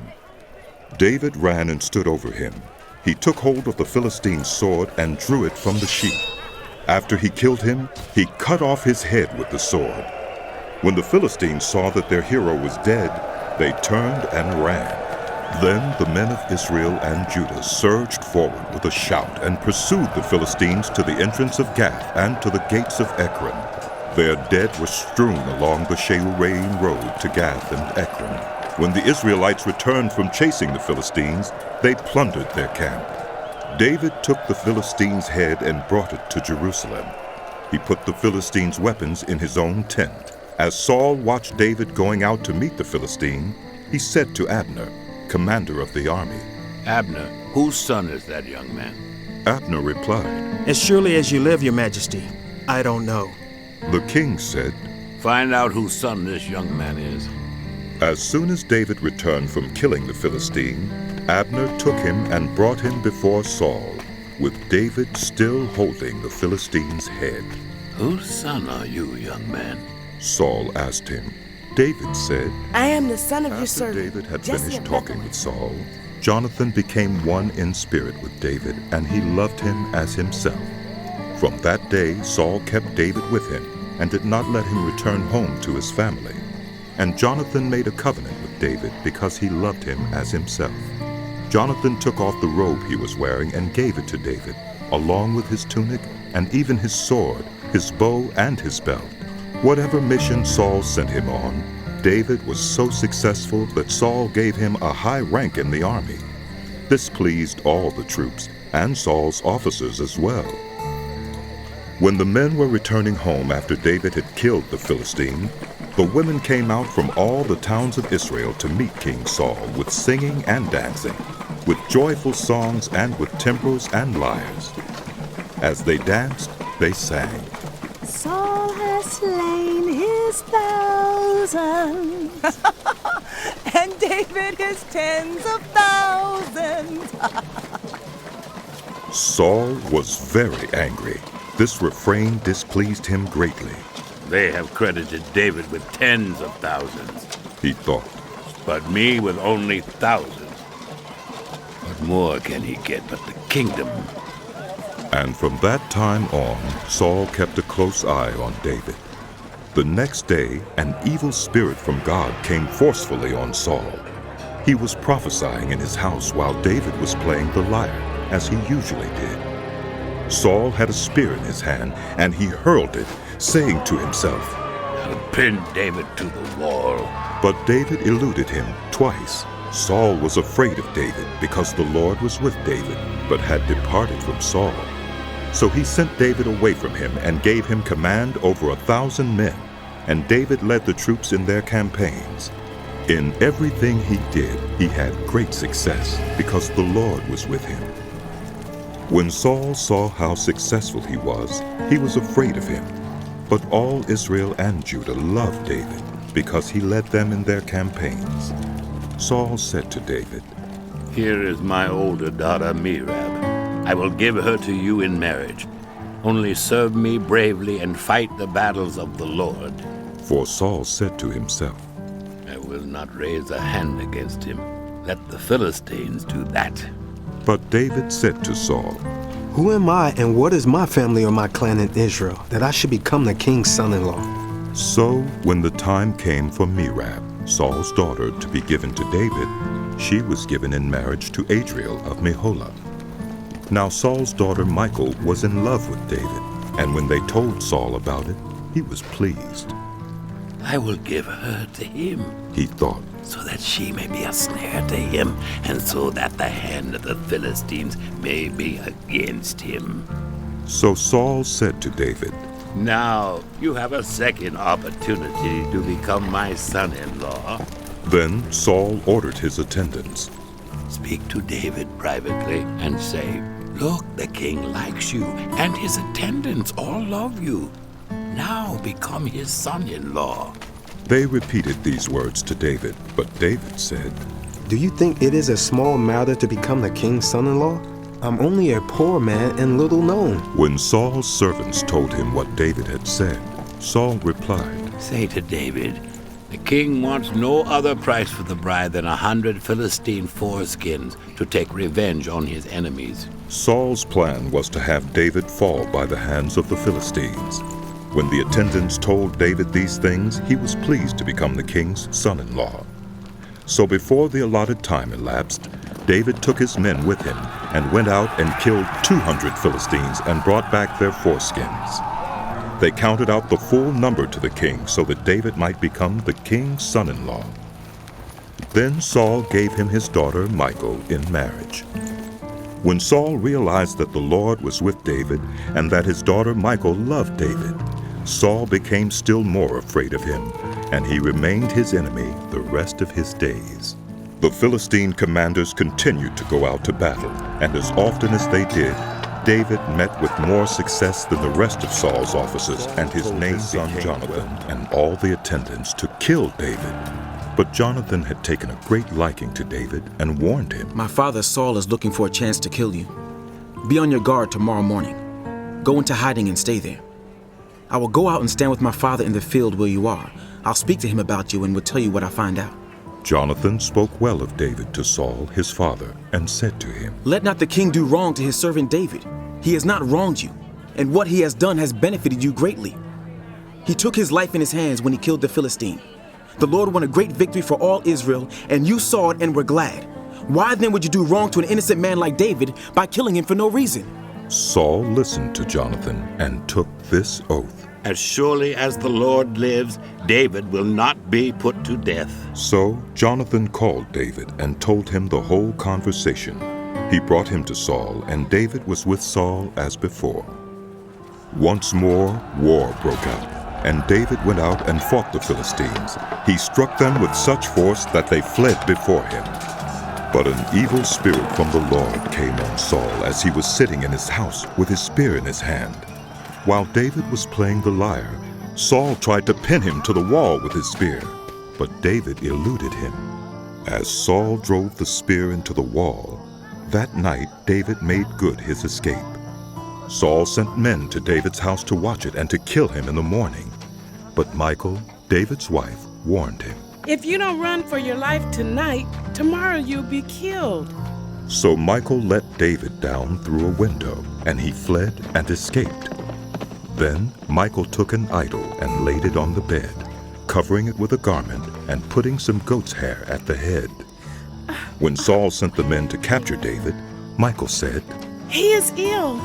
Then Saul sent the men back to see David and told them, Bring him up to me in his bed so that I may kill him. But when the men entered, there was the idol in the bed, and at the head was some goat's hair. Saul said to Michal, Why did you deceive me like this and send my enemy away so that he escaped? Michal told him, He said to me, Let me get away. Why should I kill you? When David had fled and made his escape, he went to Samuel at Ramah and told him all that Saul had done to him. Then he and Samuel went to Naioth and stayed there. Word came to Saul. David is in Naioth at Ramah. So he sent men to capture him. But when they saw a group of prophets prophesying, with Samuel standing there as their leader, the Spirit of God came on Saul's men, and they also prophesied. Saul was told about it, and he sent more men, and they prophesied too. Saul sent men a third time, and they also prophesied. Finally, he himself left for Ramah and went to the great cistern at Secu. And he asked, Where are Samuel and David? Over in Naioth at Ramah. They said. So Saul went to Naioth at Ramah, but the Spirit of God came even on him, and he walked along prophesying until he came to Naioth. He stripped off his garments, and he too prophesied in Samuel's presence. He lay naked all that day and all that night. This is why people say, Is Saul David fled also from among Naioth at Ramah and went to Jonathan and asked, What have I done? What is my crime? How have I wronged your father that he's trying to take my life? Never. Jonathan replied, You are not going to die. Look, my father doesn't do anything, great or small, without letting me know. Why would he hide this from me? It isn't so. But David took an oath and said, Your father knows very well that I have found favor in your eyes. And he has said to himself, Jonathan must not know this or he will be grieved. Yet as surely as the Lord lives and as you live, there is only a step between me and death. Jonathan said to David, Whatever you want me to do, I'll do for you. So David said, Look, tomorrow is the new moon feast, and I am supposed to dine with the king. But let me go and hide in a field until the evening of the day after tomorrow. If your father misses me at all, tell him David earnestly asked my permission to hurry to Bethlehem, his hometown, because an annual sacrifice is being made there for his whole clan. If he says, very well, then your servant is safe.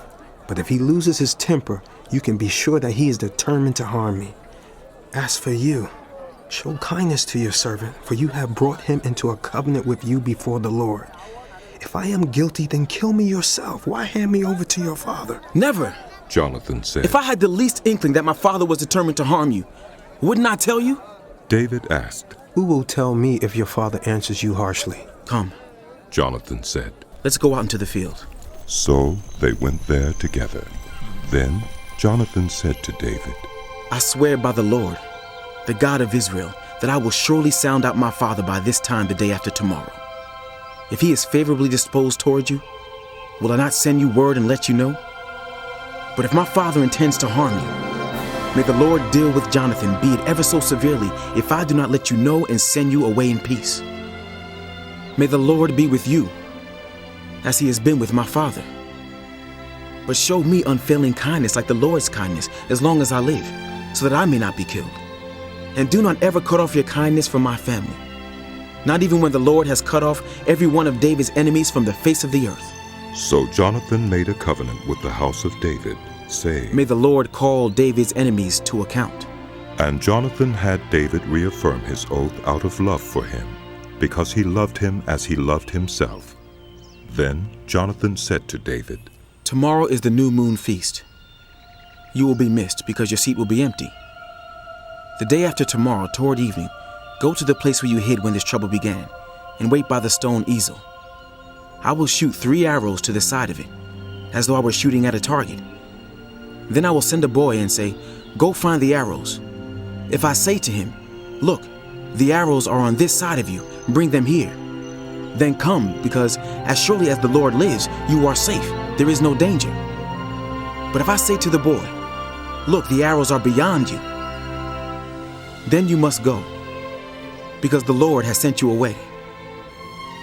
And about the matter you and I discussed, remember, the Lord is witness between you and me forever." So David hid in the field, and when the new moon feast came, the king sat down to eat. He sat in his customary place by the wall opposite Jonathan, and Abner sat next to Saul, but David's place was empty. Saul said nothing that day, for he thought, Something must have happened to David to make him ceremonially unclean. Surely he is unclean.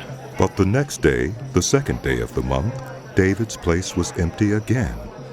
Then Saul said to his son Jonathan, Why hasn't the son of Jesse come to the meal either yesterday or today? Jonathan answered, David earnestly asked me for permission to go to Bethlehem. He said, "Let me go because our family is observing a sacrifice in the town, and my brother has ordered me to be there. If I have found favor in your eyes, let me get away to see my brothers." That is why he has not come to the king's table. Saul's anger flared up at Jonathan, and he said to him, You son of a perverse and rebellious woman, don't I know that you have sided with the son of Jesse to your own shame and to the shame of the mother who bore you? As long as the son of Jesse lives on this earth, neither you nor your kingdom will be established. Now send someone to bring him to me, for he must die. Why should he be put to death? What has he done? Jonathan asked his father. But Saul hurled his spear at him to kill him. Then Jonathan knew that his father intended to kill David. Jonathan got up from the table in fierce anger. On that second day of the feast he did not eat, because he was grieved at his father's shameful treatment of David. In the morning, Jonathan went out to the field for his meeting with David. He had a small boy with him, and he said to the boy, "Run and find the arrows I shoot." As the boy ran, he shot an arrow beyond him. When the boy came to the place where Jonathan's arrow had fallen, Jonathan called out after him. "Isn't the arrow beyond you?" Then he shouted, "Hurry, go quickly! Don't stop!" The boy picked up the arrow and returned to his master. The boy knew nothing about all this. Only Jonathan and David knew. Then Jonathan gave his weapons to the boy and said, "Go, carry them back to town." After the boy had gone, David got up from the south side of the stone and bowed down before Jonathan 3 times with his face to the ground. Then they kissed each other and wept together. But David wept the most. Jonathan said to David, "Go in peace, for we have sworn friendship with each other in the name of the Lord, saying the Lord is witness between you and me and between your descendants and my descendants forever." Then David left, and Jonathan went back to Ahimelech the priest. Ahimelech trembled when he met him and asked, "Why are you alone? Why is no one with you?" David answered Ahimelech the priest, "The king sent me on a mission and said to me, 'No one is to know anything about the mission I'm sending you on. As for my men, I have told them to meet me at a certain place. Now then, what do you have on hand? Give me 5 loaves of bread or whatever you can find." But the priest answered David, "I don't have any ordinary bread on hand.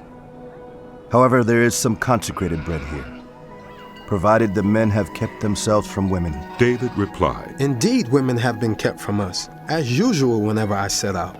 The men's bodies are holy even on missions that are not holy. How much more so today?" So the priest gave him the consecrated bread, since there was no bread there except the bread of the presence that had been removed from before the Lord and replaced by hot bread on the day it was taken away. Now one of Saul's servants was there that day, detained before the Lord. He was Doeg the Edomite, Saul's chief shepherd. David asked Ahimelech, "Don't you have a spear or a sword here? I haven't brought my sword or any other weapon because the king's mission was urgent." The priest replied, "The sword of Goliath the Philistine whom you killed in the valley of Elah is here. It is wrapped in a cloth behind the ephod. If you want it, take it. There is no sword here but that one." David said, "There is none like it. Give it to me." That day, David fled from Saul and went to Achish, king of Gath.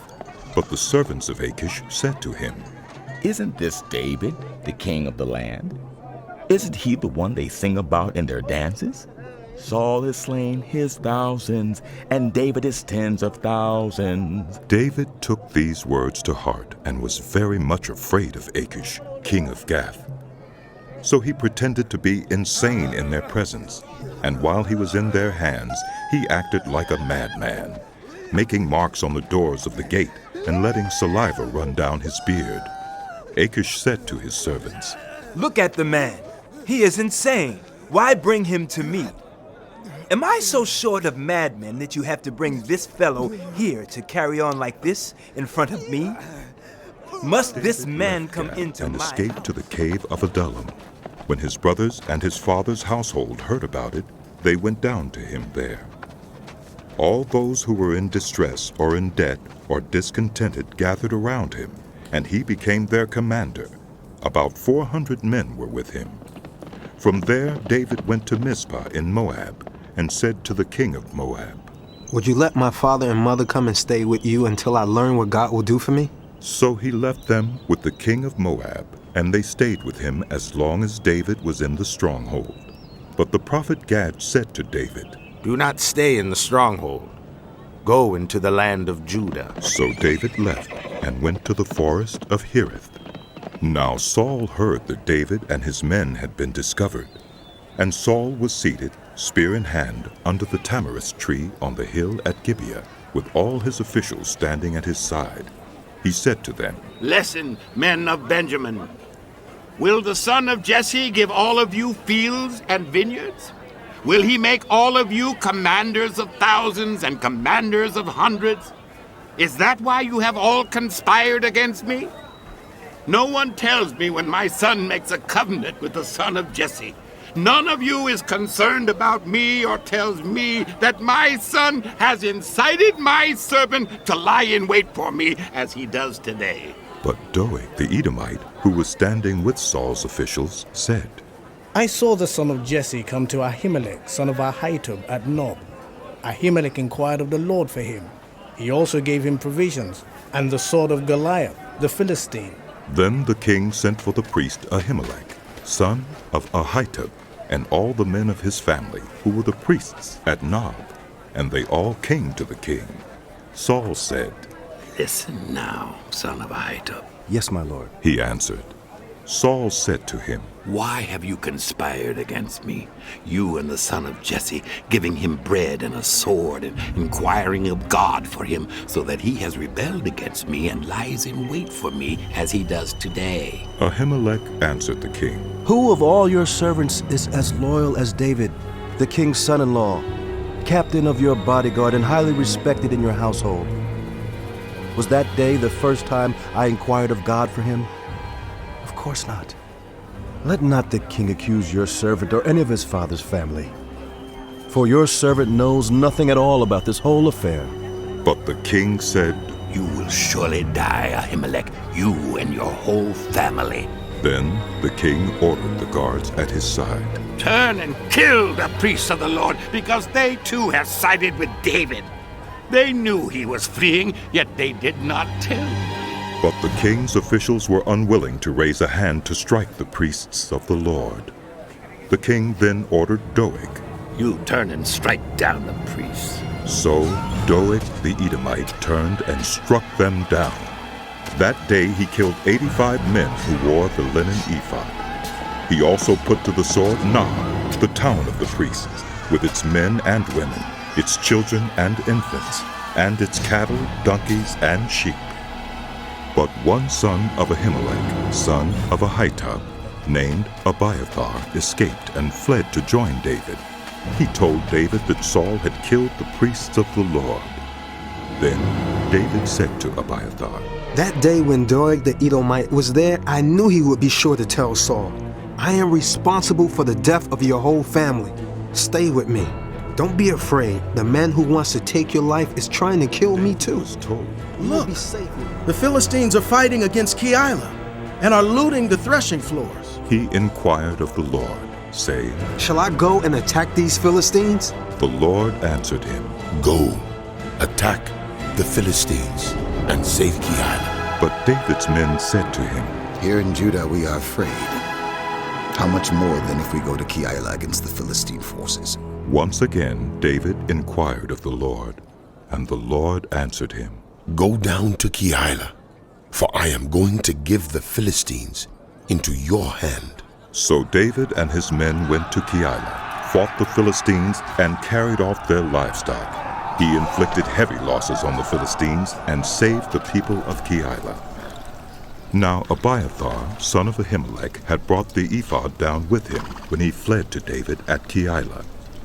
Saul was told that David had gone to Keilah, and he said, God has delivered him into my hands, for David has imprisoned himself by entering a town with gates and bars. And Saul called up all his forces for battle to go down to Keilah to besiege David and his men. When David learned that Saul was plotting against him, he said to Abiathar the priest, Bring the ephod. David said, Lord God of Israel, your servant has heard definitely that Saul plans to come to Keilah and destroy the town on account of me. Will the citizens of Keilah surrender me to him? Will Saul come down as your servant has heard? Lord, God of Israel, tell your servant. And the Lord said, He will. Again David asked, Will the citizens of Keilah surrender me and my men to Saul? And the Lord said, They will. So David and his men, about 600 in number, left Keilah and kept moving from place to place. When Saul was told that David had escaped from Keilah, he did not go there. David stayed in the wilderness strongholds and in the hills of the desert of Ziph. Day after day Saul searched for him, but God did not give David into his hands. While David was at Horesh in the desert of Ziph, he learned that Saul had come out to take his life. And Saul's son Jonathan went to David at Horesh and helped him find strength in God. Don't be afraid, he said. My father Saul will not lay a hand on you. You will be king over Israel, and I will be second to you. Even my father Saul knows this. The two of them made a covenant before the Lord. Then Jonathan went home, but David remained at Horesh. The Ziphites went up to Saul at Gibeah and said, Is not David hiding among us in the strongholds at Horesh on the hill of Hakilah south of Jeshimon? Now, your majesty, come down whenever it pleases you to do so, and we will be responsible for giving him into your hands. Saul replied, The Lord bless you for your concern for me. Go and get more information. Find out where David usually goes and who has seen him there. They tell me he is very crafty. Find out about all the hiding places he uses and come back to me with definite information. Then I will go with you. If he is in the area, I will track him down among all the clans of Judah. So they set out and went to Ziph ahead of Saul. Now David and his men were in the desert of Maon in the Arabah south of Jeshimon. Saul and his men began the search, and when David was told about it, he went down to the rock and stayed in the desert of Maon. When Saul heard this, he went into the desert of Maon in pursuit of David. Saul was going along one side of the mountain, and David and his men were on the other side, hurrying to get away from Saul. As Saul and his forces were closing in on David and his men to capture them, a messenger came to Saul, saying, Come quickly! The Philistines are raiding the land! Then Saul broke off his pursuit of David and went to meet the Philistines. That is why they called this place Selah Hamalakoth. And David went up from there and lived in the strongholds from pursuing the Philistines. He was told, David is in the desert of En-Gedi. So Saul took 3,000 able young men from all Israel and set out to look for David and his men near the crags of the wild goats. He came to the sheep pens along the way. A cave was there, and Saul went in to relieve himself. David and his men were far back in the cave. The men said, This is the day the Lord spoke of when he said to you, I will give your enemy into your hands for you to deal with as you wish. Then David crept up unnoticed and cut off a corner of Saul's robe. Afterward, David was conscience-stricken for having cut off a corner of his robe. He said to his men, "The Lord forbid that I should do such a thing to my master, the Lord's anointed, or lay my hand on him, for he is the anointed of the Lord." With these words, David sharply rebuked his men and did not allow them to attack Saul. And Saul left the cave and went his way. Then David went out of the cave and called out to Saul, "My lord, the king!" When Saul looked behind him, David bowed down and prostrated himself with his face to the ground. He said to Saul, "Why do you listen when men say, 'David is bent on harming you'? This day you have seen with your own eyes how the Lord delivered you into my hands in the cave. Some urged me to kill you, but I spared you. I said, I will not lay my hand on my Lord, because he is the Lord's anointed. See, my father, look at this piece of your robe in my hand. I cut off the corner of your robe, but did not kill you. See that there is nothing in my hand to indicate that I am guilty of wrongdoing or rebellion. I have not wronged you, but you are hunting me down to take my life. May the Lord judge between you and me, and may the Lord avenge the wrongs you have done to me. But my hand will not touch you. As the old saying goes, from evildoers come evil deeds. So my hand will not touch you. Against whom has the king of Israel come out? Whom are you pursuing? A dead dog? A flea? May the Lord be our judge and decide between us. May he consider my cause and uphold it. May he vindicate me by delivering me from your hand." When David finished saying this, Saul asked, "Is that your voice, David, my son?" And he wept aloud. "You are more righteous than I," he said. "You have treated me well, but I have treated you badly. You have just now told me about the good you did to me. The Lord delivered me into your hands, but you did not kill me. When a man finds his enemy, does he let him get away unharmed? May the Lord reward you well for the way you treated me today. I know that you will surely be king, and that the kingdom of Israel will be established in your hands. Now swear to me by the Lord that you will not kill off my descendants or wipe out my name from my father's family." So David gave his oath to Saul. Then Saul returned home, but David and his men went up to the straw. Died, and all Israel assembled and mourned for him, and they buried him at his home in Ramah. Then David moved down into the desert of Paran. A certain man in Maon, who had property there at Carmel, was very wealthy. He had 1,000 goats and 3,000 sheep, which he was shearing in Carmel. His name was Nabal, and his wife's name was Abigail. She was an intelligent and beautiful woman, but her husband was surly and mean in his dealings. He was a Calebite. While David was in the wilderness, he heard that Nabal was shearing sheep. So he sent 10 young men and said to them, "Go up to Nabal at Carmel and greet him in my name. Say to him, 'Long life to you, good health to you and your household, and good health to all that is yours.' Now I hear that it's sheep shearing time. When your shepherds were with us, we did not mistreat them, and the whole time they were at Carmel, nothing of theirs was missing. Ask your own servants, and they will tell you. Therefore be favorable toward my men, since we come at a festive time. Please give your servants and your son David whatever you can find for them." When David's men arrived, they gave Nabal this message in David's name. Then they waited. Nabal answered David's servants, "Who is this David? Who is this son of Jesse? Many servants are breaking away from their masters these days. Why should I take my bread and water and the meat I have slaughtered for my shearers and give it to men coming from who knows where?" David's men turned around and went back. When they arrived, they reported every word. David said to his men, "Each of you strap on your sword." So they did, and David strapped his on as well. About 400 men went up with David, while 200 stayed with the supplies.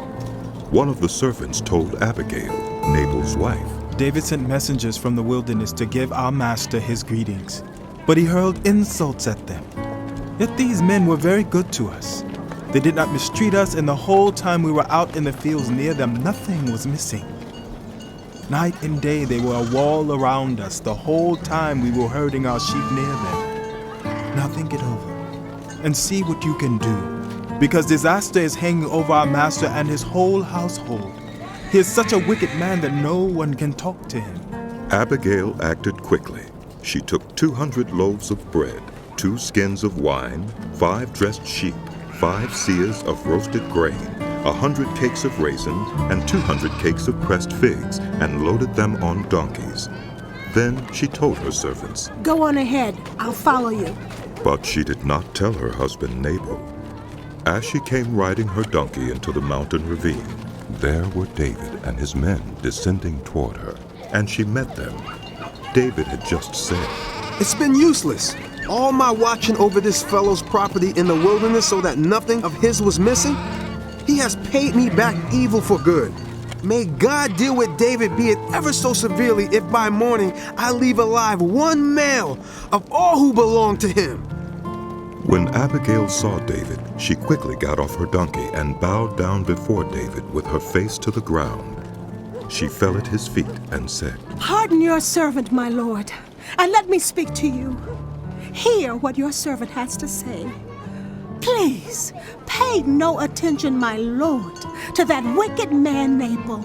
He is just like his name. His name means fool, and folly goes with him. And as for me, your servant, I did not see the men my lord sent. And now, my lord, as surely as the Lord your God lives, and as you live, since the Lord has kept you from bloodshed and from avenging yourself with your own hands, may your enemies and all who are intent on harming my lord be like Nabal. And let this gift which your servant has brought to my lord be given to the men who follow you. Please forgive your servant's presumption. The Lord your God will certainly make a lasting dynasty for my lord, because you fight the Lord's battles, and no wrongdoing will be found in you as long as you live. Even though someone is pursuing you to take your life, the life of my lord will be bound securely in the bundle of the living by the Lord your God. But the lives of your enemies he will hurl away as from the pocket of a sling. When the Lord has fulfilled from my lord every good thing he promised concerning him, and has appointed him ruler over Israel, my lord will not have on his conscience the staggering burden of needless bloodshed or of having avenged himself. And when the Lord your God has brought my lord success, remember your servant." David said to Abigail, "Praise be to the Lord, the God of Israel, who has sent you today to meet me.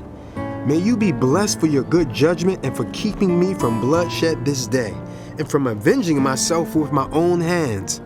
Otherwise, as surely as the Lord, the God of Israel lives, who has kept me from harming you, if you had not come quickly to meet me, not one male belonging to Nabal would have been left alive by daybreak." Then David accepted from her hand what she had brought him, and said, "Go home in peace. I have heard your words and granted your request." When Abigail went to Nabal, he was in the house holding a banquet like that of a king.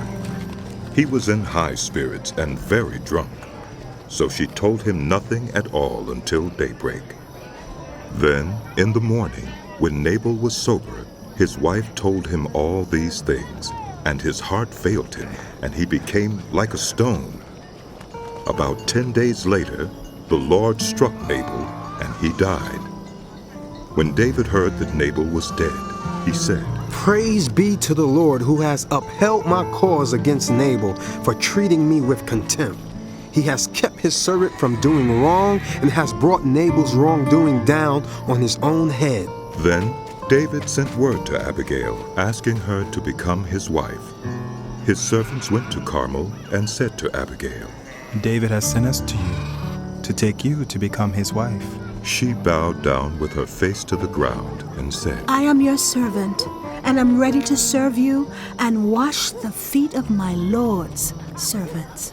Abigail quickly got on a donkey and, attended by her 5 female servants, went with David's messengers and became his wife.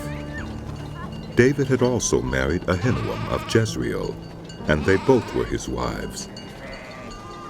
But Saul had given his daughter Michal, David's wife, to Paltiel, son of Laish, who went to Saul at Gibeah and said, "Is not David hiding on the hill of Hachilah, which faces Jeshimon?" So Saul went down to the desert of Ziph with his 3,000 able young Israelites to search there for David. Saul made his camp beside the road on the hill of Hachilah, facing Jeshimon, but David stayed in the wilderness. When he saw that Saul had followed him there, he sent out scouts and learned that Saul had definitely arrived. Then David set out and went to the place where Saul had camped. He saw where Saul and Abner, son of Ner, the commander of the army, had lain down. Saul was lying inside the camp with the army encamped around him. David then asked Ahimelech the Hittite and Abishai, son of Zeruiah, Joab's brother. "Who will go down into the camp with me to Saul?" "I'll go with you," said Abishai. So David and Abishai went to the army by night, and there was Saul, lying asleep inside the camp with his spear stuck in the ground near his head. Abner and the soldiers were lying around him. Abishai said to David, "Today God has delivered your enemy into your hands. Now let me pin him to the ground with one thrust of the spear. I won't strike him twice." But David said to Abishai, "Don't destroy him. Who can lay a hand on the Lord's anointed and be guiltless? As surely as the Lord lives," he said, "the Lord himself will strike him, or his time will come and he will die, or he will go into battle and perish. But the Lord forbid that I should lay a hand on the Lord's anointed. Now get the spear and water jug that are near his head, and let's go." So David took the spear and water jug near Saul's head, and they left. No one saw or knew about it, nor did anyone wake up. They were all sleeping, because the Lord had put them into a deep sleep. Then David crossed over to the other side and stood on top of the hill some distance away. There was a wide space between them. He called out to the army and to Abner, son of Ner. "Aren't you going to answer me, Abner?" Abner replied, "Who are you who calls to the king?" David said, "You're a man, aren't you? And who is like you in Israel? Why didn't you guard your lord the king? Someone came to destroy your lord the king. What you have done is not good. As surely as the Lord lives, you and your men must die, because you did not guard your master, the Lord's anointed. Look around you. Where are the king's spear and water jug that were near his head?" Saul recognized David's voice and said, "Is that your voice, David, my son?" David replied, "Yes, it is, my lord the king." And he added, "Why is my lord pursuing his servant?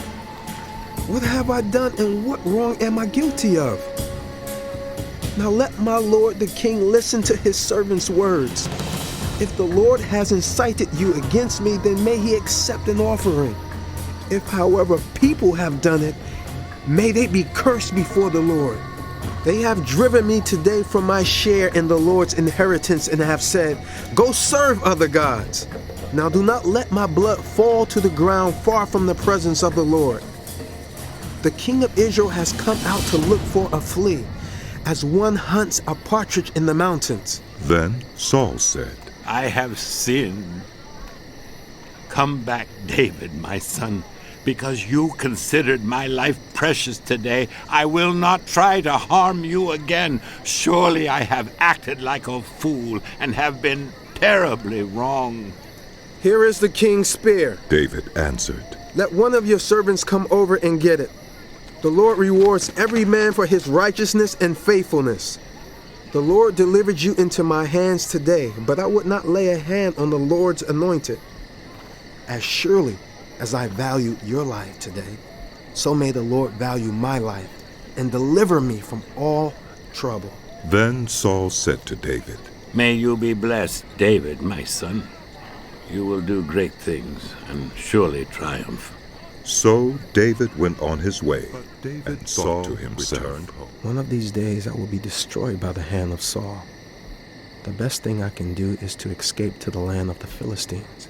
Then Saul will give up searching for me anywhere in Israel, and I will slip out of his hand. So David and the 600 men with him left and went over to Achish, son of Maoch, king of Gath. David and his men settled in Gath with Achish. Each man had his family with him, and David had his 2 wives, Ahinoam of Jezreel and Abigail of Carmel, the widow of Nabal. When Saul was told that David had fled to Gath, he no longer searched for him. Then David said to Achish, If I found favor in your eyes, let a place be assigned to me in one of the country towns, that I may live there. Why should your servant live in the royal city with you?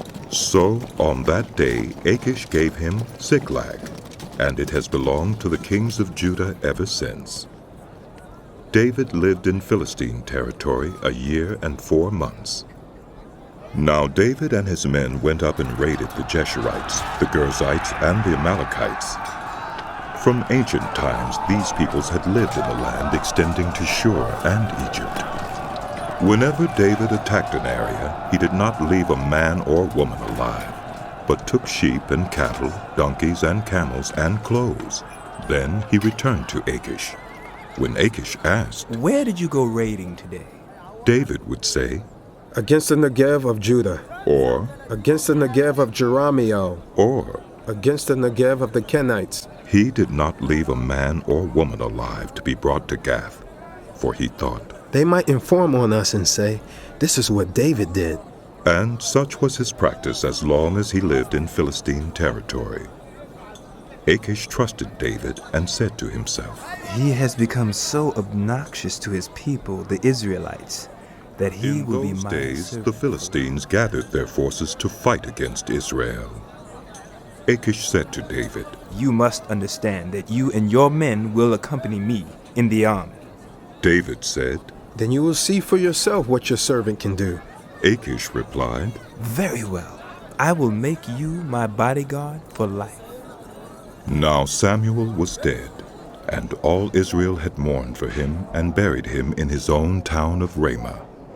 Saul had expelled the mediums and spiritists from the land.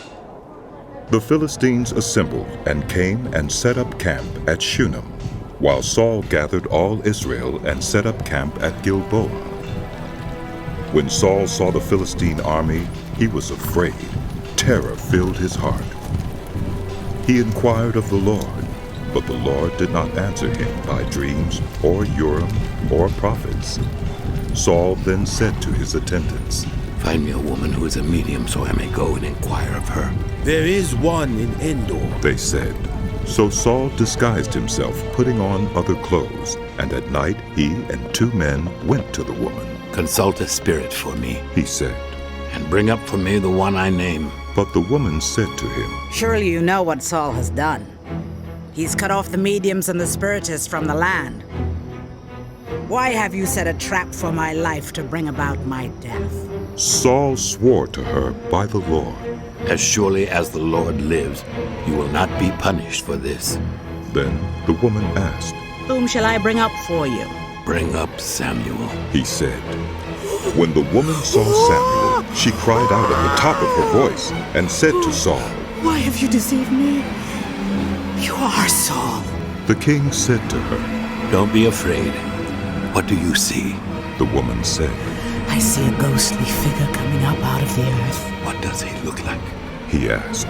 An old man wearing a robe is coming up, She said. Then Saul knew it was Samuel, and he bowed down and prostrated himself with his face to the ground. Samuel said to Saul, Why have you disturbed me by bringing me up? I am in great distress, Saul said. The Philistines are fighting against me, and God has departed from me. He no longer answers me, either by prophets or by dreams. So I have called on you to tell me what to do. Samuel said, Why do you consult me now that the Lord has departed from you and become your enemy? The Lord has done what he predicted through me. The Lord has torn the kingdom out of your hands and given it to one of your neighbors, to David. Because you did not obey the Lord or carry out his fierce wrath against the Amalekites, the Lord has done this to you today. The Lord will deliver both Israel and you into the hands of the Philistines, and tomorrow you and your sons will be with me. The Lord will also give the army of Israel into the hands of the Philistines. Immediately Saul fell full length on the ground, filled with fear because of Samuel's words. His strength was gone, for he had eaten nothing all that day and all that night. When the woman came to Saul and saw that he was greatly shaken, she said, "Look, your servant has obeyed you. I took my life in my hands and did what you told me to do. Now, please listen to your servant and let me give you some food so you may eat and have the strength to go on your way." He refused and said, "I will not eat." But his men joined the woman in urging him, and he listened to them. He got up from the ground and sat on the couch. The woman had a fattened calf at the house, which she butchered at once. She took some flour, kneaded it, and baked bread without yeast. Then she set it before Saul and his men, and they ate. That same night they got up and left. The book of 1 Samuel continued.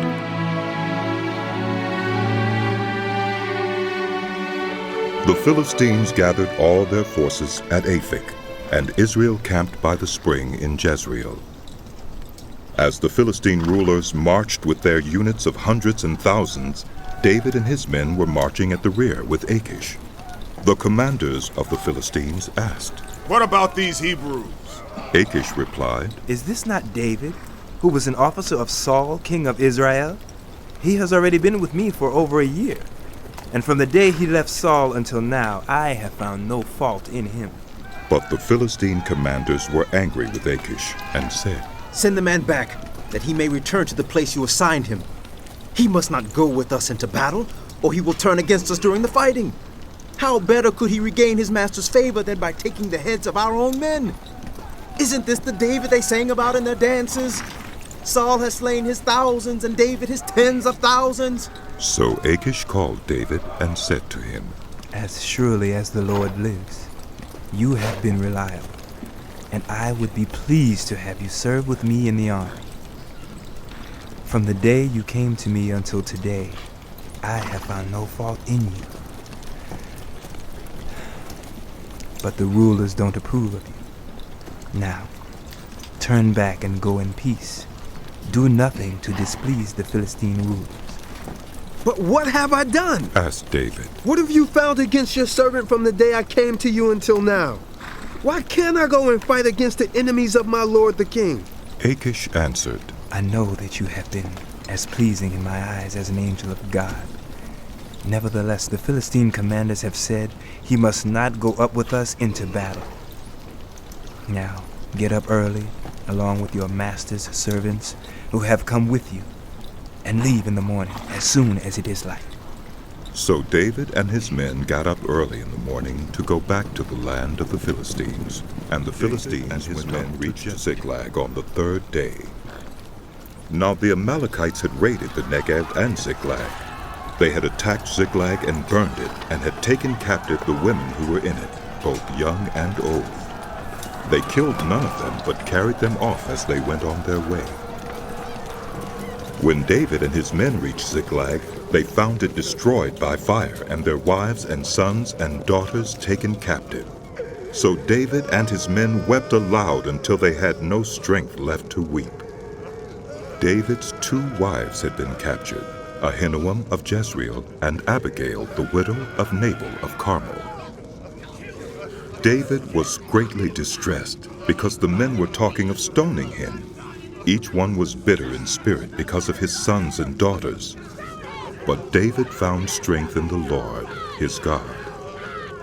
Then David said to Abiathar the priest, the son of Ahimelech, "Bring me the ephod." Abiathar brought it to him, and David inquired of the Lord, "Shall I pursue this raiding party? Will I overtake them?" Pursue them. You will certainly overtake them and succeed in the rescue.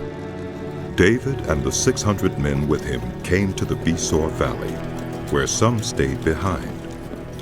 200 of them were too exhausted to cross the valley, but David and the other 400 continued the pursuit.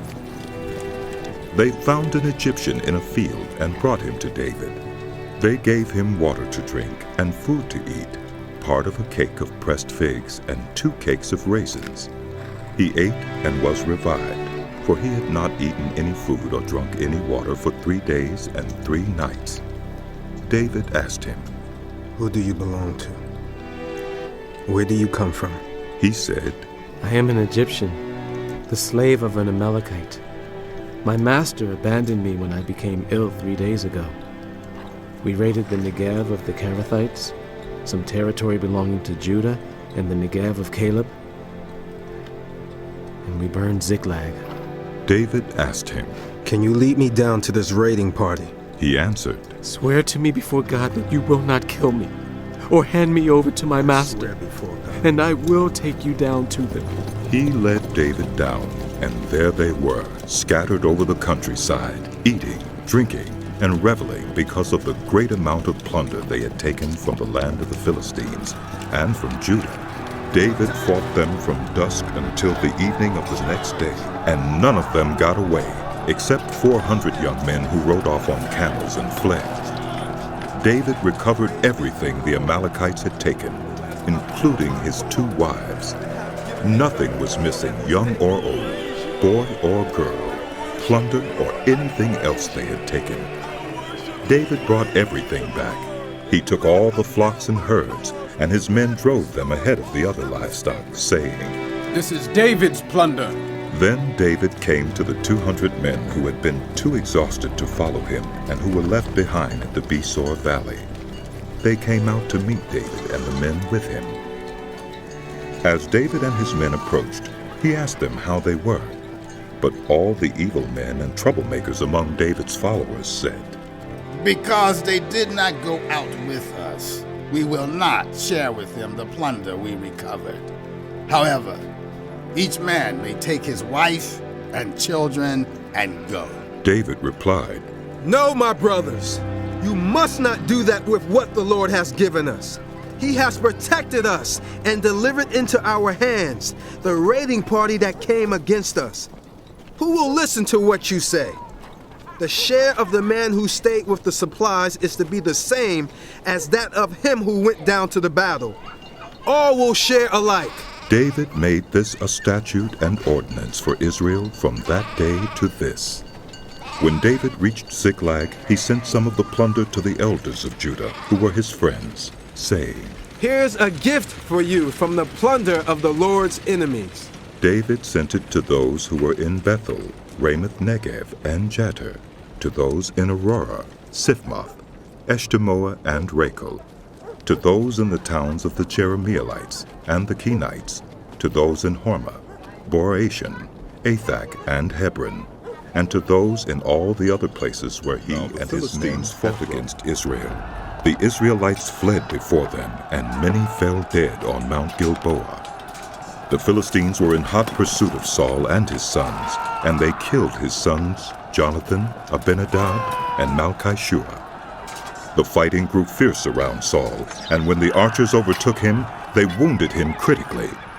Saul said to his armor-bearer, "Draw your sword and run me through, or these uncircumcised fellows will come and run me through and abuse me." But his armor-bearer was terrified and would not do it. So Saul took his own sword and fell on it. When the armor-bearer saw that Saul was dead, he too fell on his sword and died with him. So Saul and his 3 sons and his armor-bearer and all his men died together that same day. When the Israelites along the valley and those across the Jordan saw that the Israelite army had fled and that Saul and his sons had died, they abandoned their towns and fled, and the Philistines came and occupied them. The next day, when the Philistines came to strip the dead, they found Saul and his 3 sons fallen on Mount Gilboa. They cut off his head and stripped off his armor, and they sent messengers throughout the land of the Philistines to proclaim the news in the temple of their idols and among their people. They put his armor in the temple of the Ashtoreths and fastened his body to the wall of Bethshan. When the people of Jabesh-Gilead heard what the Philistines had done to Saul, all their valiant men marched through the night to Bethshan. They took down the bodies of Saul and his sons from the wall of Bethshan and went to Jabesh, where they burned them. Then they took their bones and buried them under a tamarisk tree at Jabesh, and they fasted 7 days.